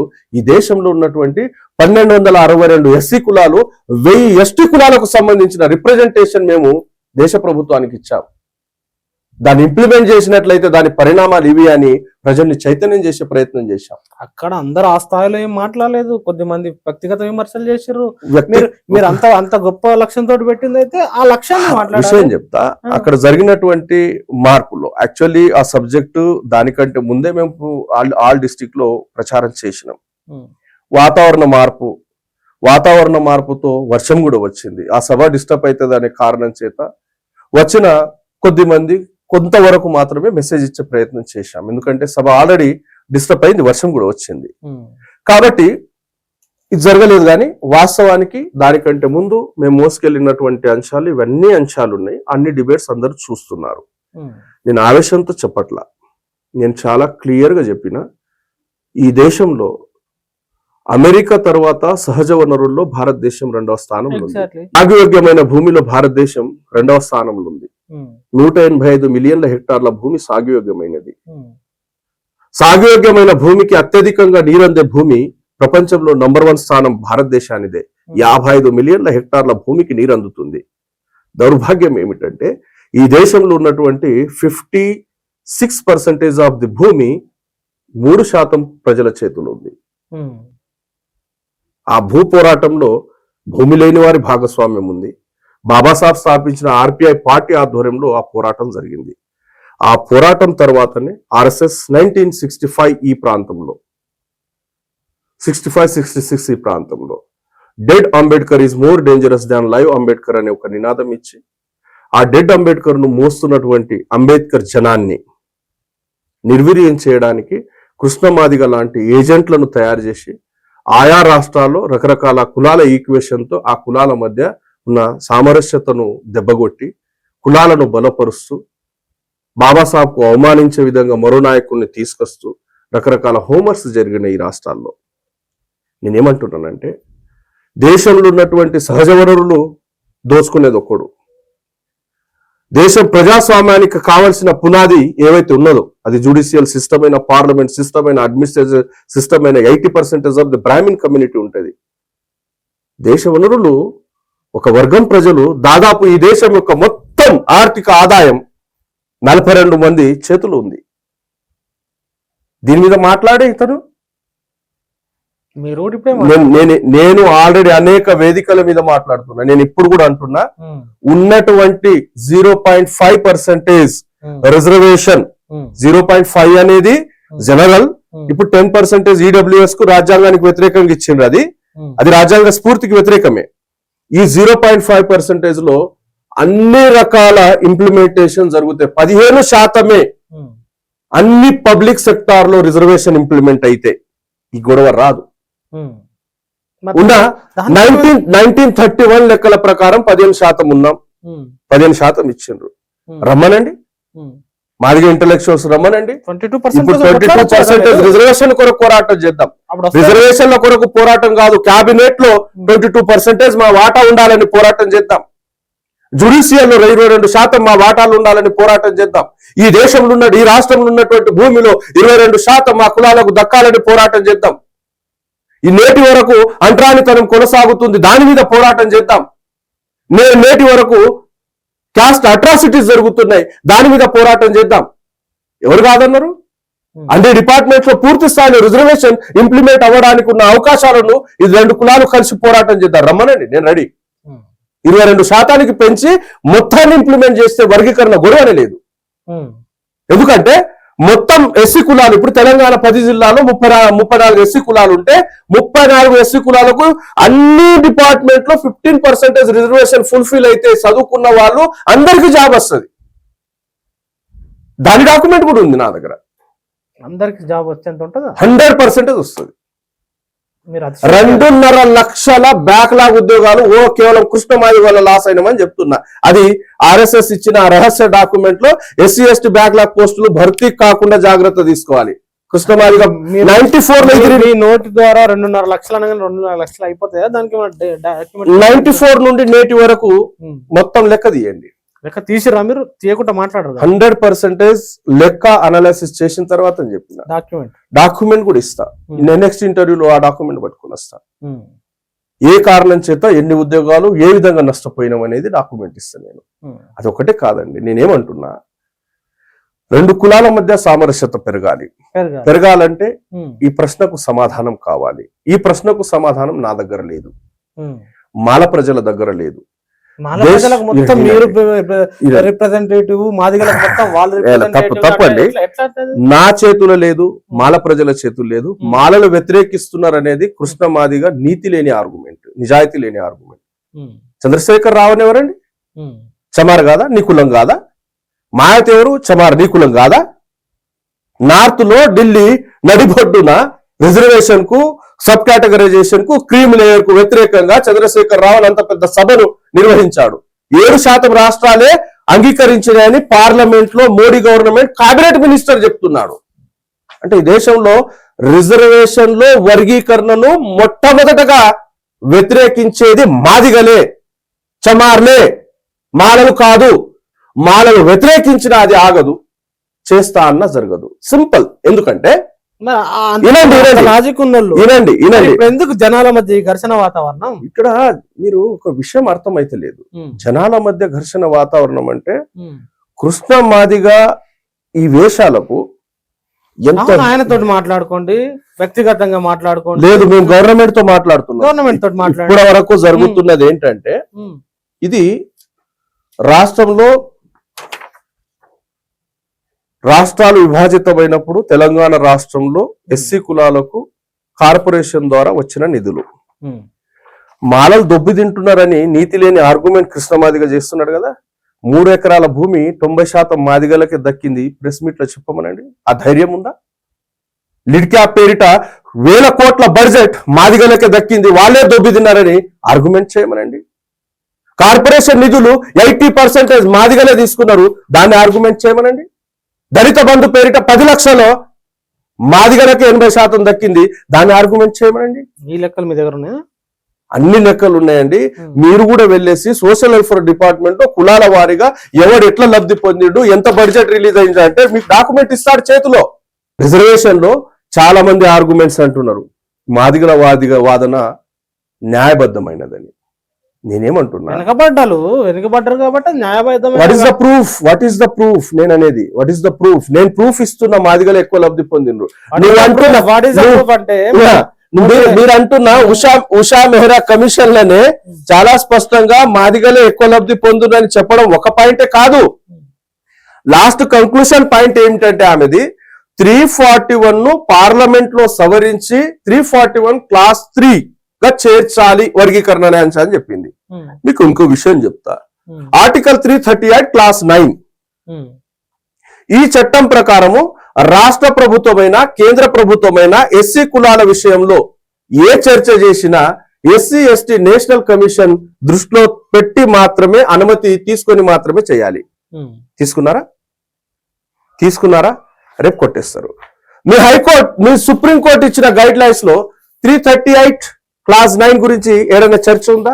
లేదు. రేపు ఇదే అంశం మొత్తం లేదు. 338 క్లాస్ 9 గురించి ఎక్కడ మాట్లాడలేదు. సుప్రీంకోర్టు చేసిన బ్లండర్ మిస్టేక్ ఇది.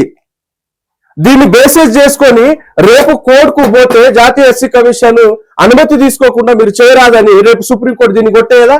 దీని శాశ్వత పరిష్కారం మాలల దగ్గర లేదు. దీని శాశ్వత పరిష్కారం కృష్ణ మాదిగ దగ్గరనే ఉంది. ఏంటిది అది? మోడీ దోస్తు పార్లమెంట్ లో చేయమనండి. అవును, పార్లమెంట్ లో చట్టం చేస్తే దీనికి పరిష్కారం అనే విషయాన్ని చేయమని పార్లమెంట్ లో వాళ్ళు మాట్లాడరు, మీరు మాట్లాడరు. మీద మాటల మీద నేనేమంటున్నా, 50% రాష్ట్రాల అసెంబ్లీని ప్రభావితం చేసే మాలల పాపులేషన్ మిగతా రాష్ట్రాల్లో లేదు. ఒక మాట. రెండో మాట ఏమంటున్నానంటే, అంతమంది ఎంపీలు ఈ ఆర్గ్యుమెంట్ ను వ్యతిరేకించేంత మాలల దగ్గర లేరు. లోకూర్ కమిషన్ కూడా దీన్ని అంగీకరించారు, ఇదే చెప్పినారని చెప్పేసి ప్రెస్ మీట్లలో వినిపిస్తుంది. నేను ఏదైనా ఆర్గ్యుమెంట్ చేస్తే మీరు పర్సనల్ వెళ్తున్నా అంటున్నారు, కానీ వాస్తవానికి నా బాధ మీకు కూడా అర్థం కాలేదు. ఇంకా మిగతా వాళ్ళకి ఏం అర్థమవుతుందో తెలియదు నాకు. నా ఆర్గ్యుమెంట్ లో వాస్తవానికి భాషలో తేడా ఉండొచ్చు కాక నేను క్లియర్ గా చెప్పాను. నేను దైవంగా కొలిచే బాబాసాహెబ్ను అవమానించిన వ్యక్తికి నేను గౌరవించాల్సిన అవసరం లేదని పెంటల్లీ ఫిక్స్. నేను పాయింట్ వస్తా. ఇది లోకూర్ కమిషన్ రిపోర్ట్. ఏ బేసిస్ మీద వచ్చిందండి? దీని టైటిల్ చూడండి, నేను చదవను, మీరు టైటిల్ చూడండి. ఇది ఎందుకు కొరకు వచ్చింది? వర్గీకరణ కొరకు వచ్చిందా? అప్పుడు కృష్ణమాదిగ పుట్టలేదు, పుట్టి 3 సంవత్సరాలు ఉంటాయి. Division of the list of scheduled castes and scheduled tribes. అంటే దేశంలో ఉన్నటువంటి ఎస్సీ కులాల ఎస్టీ కులాల జాబితాను సవరించడానికి లోకూర్ కమిషన్ 1965లో ఏర్పాటు చేశారు. అసలు వర్గీకరణ అనే అంశం ఈడ ఒక్క దగ్గర కూడా లేదు. ఒక్క సందర్భం ఈయన ఎత్తుకెళ్లే సందర్భం ఏంటంటే, నిజామాబాద్కు చెందిన ఒక పార్లమెంట్ సభ్యుడు హెచ్డి హేడా మాలలో ఫార్వర్డ్ క్యాస్ట్, అడ్వాన్స్ క్యాస్ట్, వాళ్ళకు అన్టచబిలిటీ లేదు కాబట్టి వాళ్లకు ఎస్సీ జాబితా నుండి తొలగించాలని రిప్రజెంటేషన్ ఇచ్చాడు. రెండవది ఎంపీ అంజనప్ప, ఆంధ్రప్రదేశ్కు చెందిన ఎంపీ అంజనప్ప, అతని ఆర్గ్యుమెంట్ ఏంటంటే, మోచిలో అడ్వాన్స్డ్ క్యాస్ట్, వాళ్ళ కుల వివక్షత లేదు. మోచి అంటే మన ఇప్పుడు హెల్త్ మినిస్టర్ దామోదరం రాజనర్సయ్య.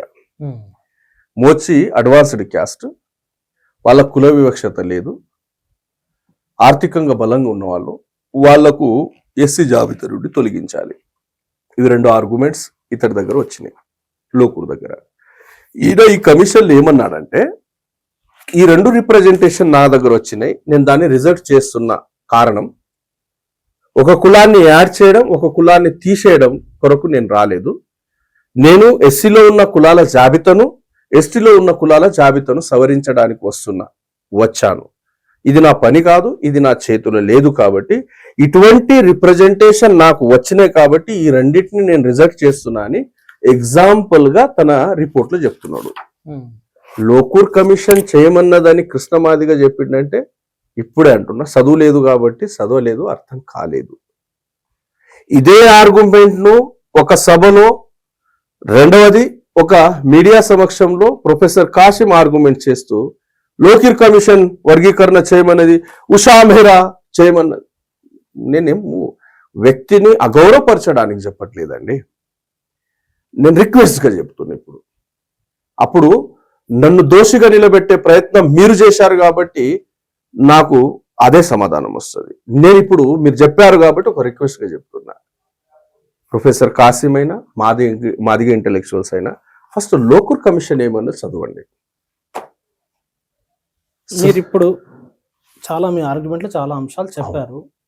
పరిష్కార మార్గం మందకృష్ణ చేతిలో ఉందని ఒక మాట చెప్పారు మధ్యలో. ఏంటా పరిష్కారం? సరే, ఈయన ఆర్ఎస్ఎస్ ఏజెంట్, నేను ప్రూవ్ చేశాను. ఇంకా ప్రూవ్ చేయడానికి అనేక అవకాశాలు ఉన్నాయి, ఎగ్జాంపుల్స్ ఉన్నాయి. అది నేను తర్వాత కాలంలో మీకు మళ్ళీ ఇంటర్వ్యూ ఇచ్చే అవకాశం వస్తే డెఫినెట్ గా సబ్మిట్ కూడా చేస్తాను. ఇతడు చేసిన ఉద్యమాలకు బీజేపీ ఎట్లా మద్దతు ఇచ్చింది, ఆర్ఎస్ఎస్ ఎట్లా మద్దతు ఇచ్చింది, ఆల్వేస్ వాళ్ళే వెనుక ఎందుకున్నారు, వాళ్ళే ఎందుకు ఫండింగ్ చేసిండ్రు, వెంకయ్యనాయుడు కాళ్ళు మొక్కాల్సిన పరిస్థితి ఎందుకు వచ్చింది, మోడీ భుజాల మీద పడి ఏడవడానికి సందర్భం ఏంటి, కిషన్ రెడ్డితో ఆయనకు ఉన్నటువంటి బిజినెస్ సంబంధాలు ఏంటి, వ్యక్తిగత సంబంధాలు ఏంటి, ఇవన్నీ చర్చించాల. ఎందుకంటే వ్యక్తిగతం కాదు, ఉద్యమం పేరిట అక్రమంగా సంపాదించిన సంపాదనల మీద కూడా మాట్లాడాల్సి ఉంటుంది. ఎందుకంటే ఒక నాయకుడు ఒక డౌన్ రోడెన్ కమ్యూనిటీకి నాయకత్వం వహిస్తున్నప్పుడు ఖచ్చితంగా ఆ నాయకుడు ఆ కులాలకు న్యాయం చేసేవాడు ఉండాలి. ఇప్పటివరకు మాదిగలకు కృష్ణ మాదిగ వల్ల ఒరిగిందేం లేదు. ఒక ఎమోషనల్ గా వాళ్ళని తయారు చేయడం, మాలల మీద ద్వేషంతో నిర్మాణం చేయడం. నేను పులి స్టాప్ చెప్పడానికి నేను మీ వేదిక ద్వారా మాదిగ ఇంటెలెక్చువల్స్ కు రిక్వెస్ట్ చేస్తున్నా, మోడీ చేతిలోనే వర్గీకరణ అనే అంశం ఉంది. మోడీ వన్ సైడ్ గా ఏమన్నా చేయగలడు, పార్లమెంట్లో చూస్తున్నాం. రీసెంట్లీ అది ఎలక్షన్ ఏమది ఎలక్షన్ కమిషన్ జమిలీ, రీసెంట్లీ జమిలీ ఎలక్షన్ మీద కూడా క్యాబినెట్ లో ప్రస్తావన పాస్ అయింది. అంటే భారత రాజ్యాంగ స్ఫూర్తికి, డెమోక్రసీ స్ఫూర్తి, ప్రజాస్వామ్య స్ఫూర్తికి వ్యతిరేకంగా జమిలీ ఎలక్షన్ లాంటివి కూడా ఇంప్లిమెంట్ చేస్తున్నటువంటి సందర్భంలో మోడీ చేయాలంటే పెద్ద మాట కాదు. నేను ఆ సభలో చాలా క్లియర్గా చెప్పిన, కృష్ణ మాదిగకే ఆ శక్తి ఉంది, ఇతరులకు ఎవరికీ లేదు. ఏ మాదిగ నాయకులకు లేదు, ఏ మాల నాయకులకు లేదు. మళ్ళా మోడీ కాళ్ళ మీద పడతావా, భుజం మీద పడి ఏడుస్తావా? అయ్యా, నువ్వు ఇచ్చింది మళ్ళా కోర్టు ద్వారా కొట్టేయబడుతుంది. కోర్టులో లాజిక్స్ ఇవి. వాళ్ళు అకాడమిక్ జస్టిఫికేషన్ ద్వారా మాత్రమే తీర్పు ఇస్తున్నారు, కానీ కాన్స్టిట్యూషనల్ పరిధిలో చేయలేదు. చట్ట పరిధిలో చేయలేదు. రేపు కోర్టు ఆర్గ్యుమెంట్లో నువ్వు దిగిపోయిన తర్వాత, నీ ప్రభుత్వం పోయిన తర్వాత ఒక 9 మంది జడ్జిల ధర్మాసనం కూర్చుంటే మళ్ళా నాకు అన్యాయమే జరుగుతుంది. నేను బతికున్నంత వరకు మళ్ళా రిజర్వేషన్ కొట్టేయబడుతుంది. నేను బతుకున్నప్పుడు నాకు ఇది కావాలయ్యా, నా పోరాటం అంతా ఇదే. పార్లమెంట్లో చట్టం చేయమనండి. అది మోడీ చేతులు ఉంది. కృష్ణ మాదిగ మోడీ మనిషి కాబట్టి అని చేసుకోవచ్చు. ఇక 2 కులాల మధ్య ఏదైతే వాతావరణం నెలకొందో, ఒక ఇంటలెక్చువల్గా నాకు ఇంటలెక్చువల్ నేనైతే అనను, మీరు అన్నారు కాబట్టి అంటున్నా. నేను సామాజిక బాధ్యత ఉన్నటువంటి ఒక వ్యక్తిగా, బాబాసాహెబ్ సైనికుడుగా నేను 2 కులాలకు సూచన చేసేది ఏంటంటే, వర్గీకరణ అనే అంశం కృష్ణ మాదిగ చేతిలోనే ఉంది, అతడు చేస్తాడు. అతనికి మాలల మీద విద్వేషం కక్కడం మీరు ఆపండి. ఒక పాయింట్. రెండవ పాయింట్, మాదిగ ఇంటలెక్చువల్స్ కలిసి రండి, ఉమ్మడి సమస్యల మీద మనం పోరాటం చేద్దాం. 22% రిజర్వేషన్ పెంచుకోవడానికి ఉన్న అవకాశాలను రాజ్యాన్ని కదిలిద్దాం, రాష్ట్ర ప్రభుత్వాన్ని కదిలిద్దాం. తమిళనాడులో ఆల్రెడీ 15% దాటి 3% ఎక్స్ట్రా ఇచ్చిండ్రు. మనం 22% ఉన్నాం. 22% రిజర్వేషన్ మనం పెంచుకున్నట్లయితే ఇంకా 7% అదనంగా పెరుగుతాయి. 7% అదనంగా పెరిగినటువంటి రిజర్వేషన్లను తమిళనాడులో ఏ గొడవ లేకుండా పెరిగినటువంటి రిజర్వేషన్లను వెనుకబడిన కులాలకు ప్రత్యేకంగా ఇస్తూ, ఆ వెనుకబడినటువంటి కులాలకు ఈ 15%లో కూడా అవకాశం ఇచ్చింది కాబట్టి ఆడ గొడవ జరగలే. కృష్ణమాదిగకు నో ఎంట్రీ. చాలా ఇంటలెక్చువల్ ప్లాన్ చేసుకున్నారు. సేమ్ ఇట్లా తమిళనాడు మోడల్గా తీసుకొని రేవంత్ రెడ్డికి మాదిగ ఇంటలెక్చువల్స్, మాల ఇంటలెక్చువల్స్ కలిసి ఈ ప్రస్తావన పెడదాం, ఈ గొడవకు పులి స్టాప్ చెప్పండి, మీ చేతిలో ఉంది.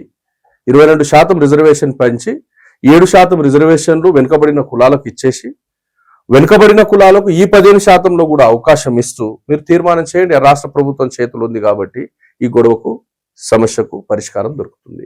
బ్యాక్లాగ్ పోస్టులు భర్తీ చేయమని పోరాటం చేద్దాం. కుల వివక్షత రకరకాల డిపార్ట్మెంట్లో కొనసాగుతుంది. నేటికి కూడా హైదరాబాద్ లాంటి మెట్రోపాలిటన్ సిటీలో కూడా కులం పేరిట ఇండ్లు ఇస్తలేరు. ఇటువంటి పరిస్థితులకు మనం ఛాలెంజ్ చేద్దాం. కాస్ట్ పేరిట అట్రాసిటీస్ జరుగుతున్నాయి, దీని మీద ఛాలెంజ్ చేద్దాం. రాజ్యం నేనేమంటున్నా, ఇప్పుడు తెలంగాణ బడ్జెట్ ఎంత, వార్షిక బడ్జెట్ ఎంత? 2,90,000 కోట్లు. రైట్, 2,90,000 కోట్లు అంటే ఈ సంవత్సరం దాదాపు 3 లక్షల కోట్లు అవుతుంది. 3 లక్షల కోట్లలో ఆ రోజు ఇచ్చిన 15% ప్రకారం ఎంత లెక్క వస్తుంది? 45,000 కోట్లు. ఎవ్రీ ఇయర్ 45,000 కోట్లు ఎస్సీ కులాల అభివృద్ధి కొరకు, సంక్షేమం కొరకు ఖర్చు అయ్యే విధంగా 2 ఉమ్మడి కులాలు పోరాటం చేద్దాం. ఎందుకు న్యాయం జరగదు? అన్ని కులాలకు న్యాయం జరుగుతుంది. సప్లాన్ ఉంది కదా మీకు, ఖర్చు అవుతున్నాయా? అక్కడేమో జగన్ రెడ్డి అతని స్కీమ్లకు వాడుకున్నాడు, ఇక్కడ కేసీఆర్ కాళేశ్వరంలో కూడా వాడుకున్నాడు. ఇంతకుముందు చంద్రబాబు నాయుడు ఫ్లైఓవర్ బ్రిడ్జ్ కట్టడానికి వాడుకున్నాడు. ఎస్సీల కొరకు కేటాయించబడినటువంటి ఆ బడ్జెట్ రకరకాల రీజన్స్ తోటి డైవర్ట్ చేస్తున్నారు కాబట్టి కేవలం ఎస్సీలకు మాత్రమే వర్తించాలని మనం రాష్ట్ర ప్రభుత్వం మీద ఒత్తిడి పెంచి ప్రతి సంవత్సరం 45,000 కోట్ల రూపాయల బడ్జెట్ ను కేవలం ఎస్సీ కులాలకు కేటాయించే విధంగా, వాళ్ళకే లబ్ధి జరిగే విధంగా ఉమ్మడి పోరాటం చేద్దాం రండి. అన్ని కులాలకు న్యాయం జరుగుతుంది. ఎవడు వెనుకబడ్డాడో వారికి న్యాయం జరుగుద్ది. ఎందుకు జరగదండి? 45,000 కోట్ల బడ్జెట్ అంటే చిన్న బడ్జెటా? కాదు కదా. వెనుకబడిన అన్ని కులాలకు న్యాయం చేద్దాం. ఉమ్మడి సమస్యలు బోలేడున్నాయి. ఈ రోజైనా మాదిగ ఇంటలెక్చువల్స్ మీ ఇంటర్వ్యూ ద్వారా తెలుసుకొని రండి, ఉమ్మడిగా చర్చిద్దాం. నేను ఆహ్వానం చేస్తున్నా, మీ వేదిక ద్వారా నేను ఆహ్వానం తెలుపుతున్నా. చర్చిద్దాం, ఈ సమస్యకు పరిష్కారం ఇద్దాం. మీ నాయకుడు చదువుకున్నాడా చదువులేడా పక్కన పెడితే, ఆయన లాబింగ్ మోడీ స్థాయిలో ఉంది కాబట్టి, అది మోడీ చేతిలో అంశం కాబట్టి, మోడీ ద్వారా మాత్రమే పార్లమెంట్ లో చట్టం చేయబడుతుంది కాబట్టి, అది నా చేతుల్లో లేదు, మాదిగా మిగతా నాయకుల చేతులు లేదు, అది కృష్ణ మాదిగ చేతులు ఉంది. ఆయనకు పోయి అక్కడ ఢిల్లీలో కూర్చొని అది అయ్యే వరకు ఇంటికి రాకన్నాను, ఆన్నే ఉండు, మాల మాదిగల పంచాయతీ మేము చూసుకుందామని మాదిగ ఇంటలెక్చువల్ కదలమనండి.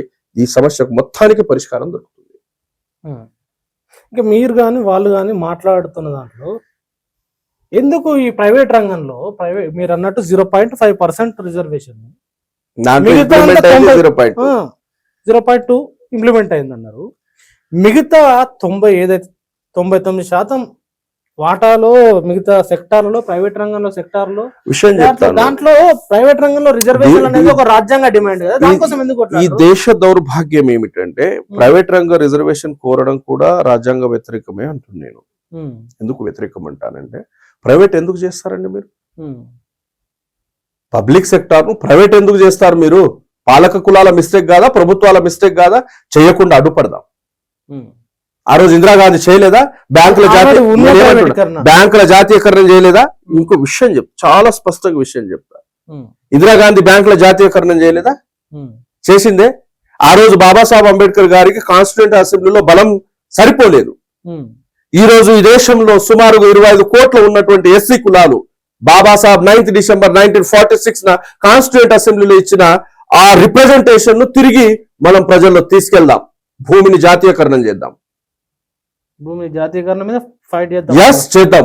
ఉమ్మడిగా అందరం కలిసి భూమి లేని అందరూ బీసీలు, ముస్లింలు, ఎస్సీలు, ఎస్టీలు అందరం పోరాటం చేద్దాం. కేవలం 3% ఉన్నటువంటి సవర్ణుల చేతిలో ఈ దేశంలో ఉన్నటువంటి 56% భూమి చిక్కి ఉంది. దాన్ని రిలీజ్ చేద్దాం. భూమిని జాతీయకరణం చేయమందాం. పరిశ్రమలను జాతీయకరణం చేయమని బాబాసాహెబ్ రిప్రజెంటేషన్ ఇచ్చారు. బాబాసాహెబ్ కు బలం సరిపోలేదు కాబట్టి కాన్స్టిట్యూంట్ అసెంబ్లీ ఒప్పుకోలేదు. ఈరోజు పరిశ్రమలను జాతీయకరణం చేయమని మనం పోరాటం చేద్దాం. ఎందుకు? ప్రజాస్వామ్యంలో మెజారిటీ ప్రజలు ఆ పోరాటం చేస్తే సాధించుకోవచ్చు కదా. పరిశ్రమలు జాతీయకరణం అయితే ప్రైవేట్ లో మీకు రిజర్వేషన్ ఏమని అడిగే కర్మ ఏం పట్టింది మీకు? భూమి జాతీయకరణం అయితే ఇంకా రిజర్వేషన్ ప్రస్తావన ఎందుకు?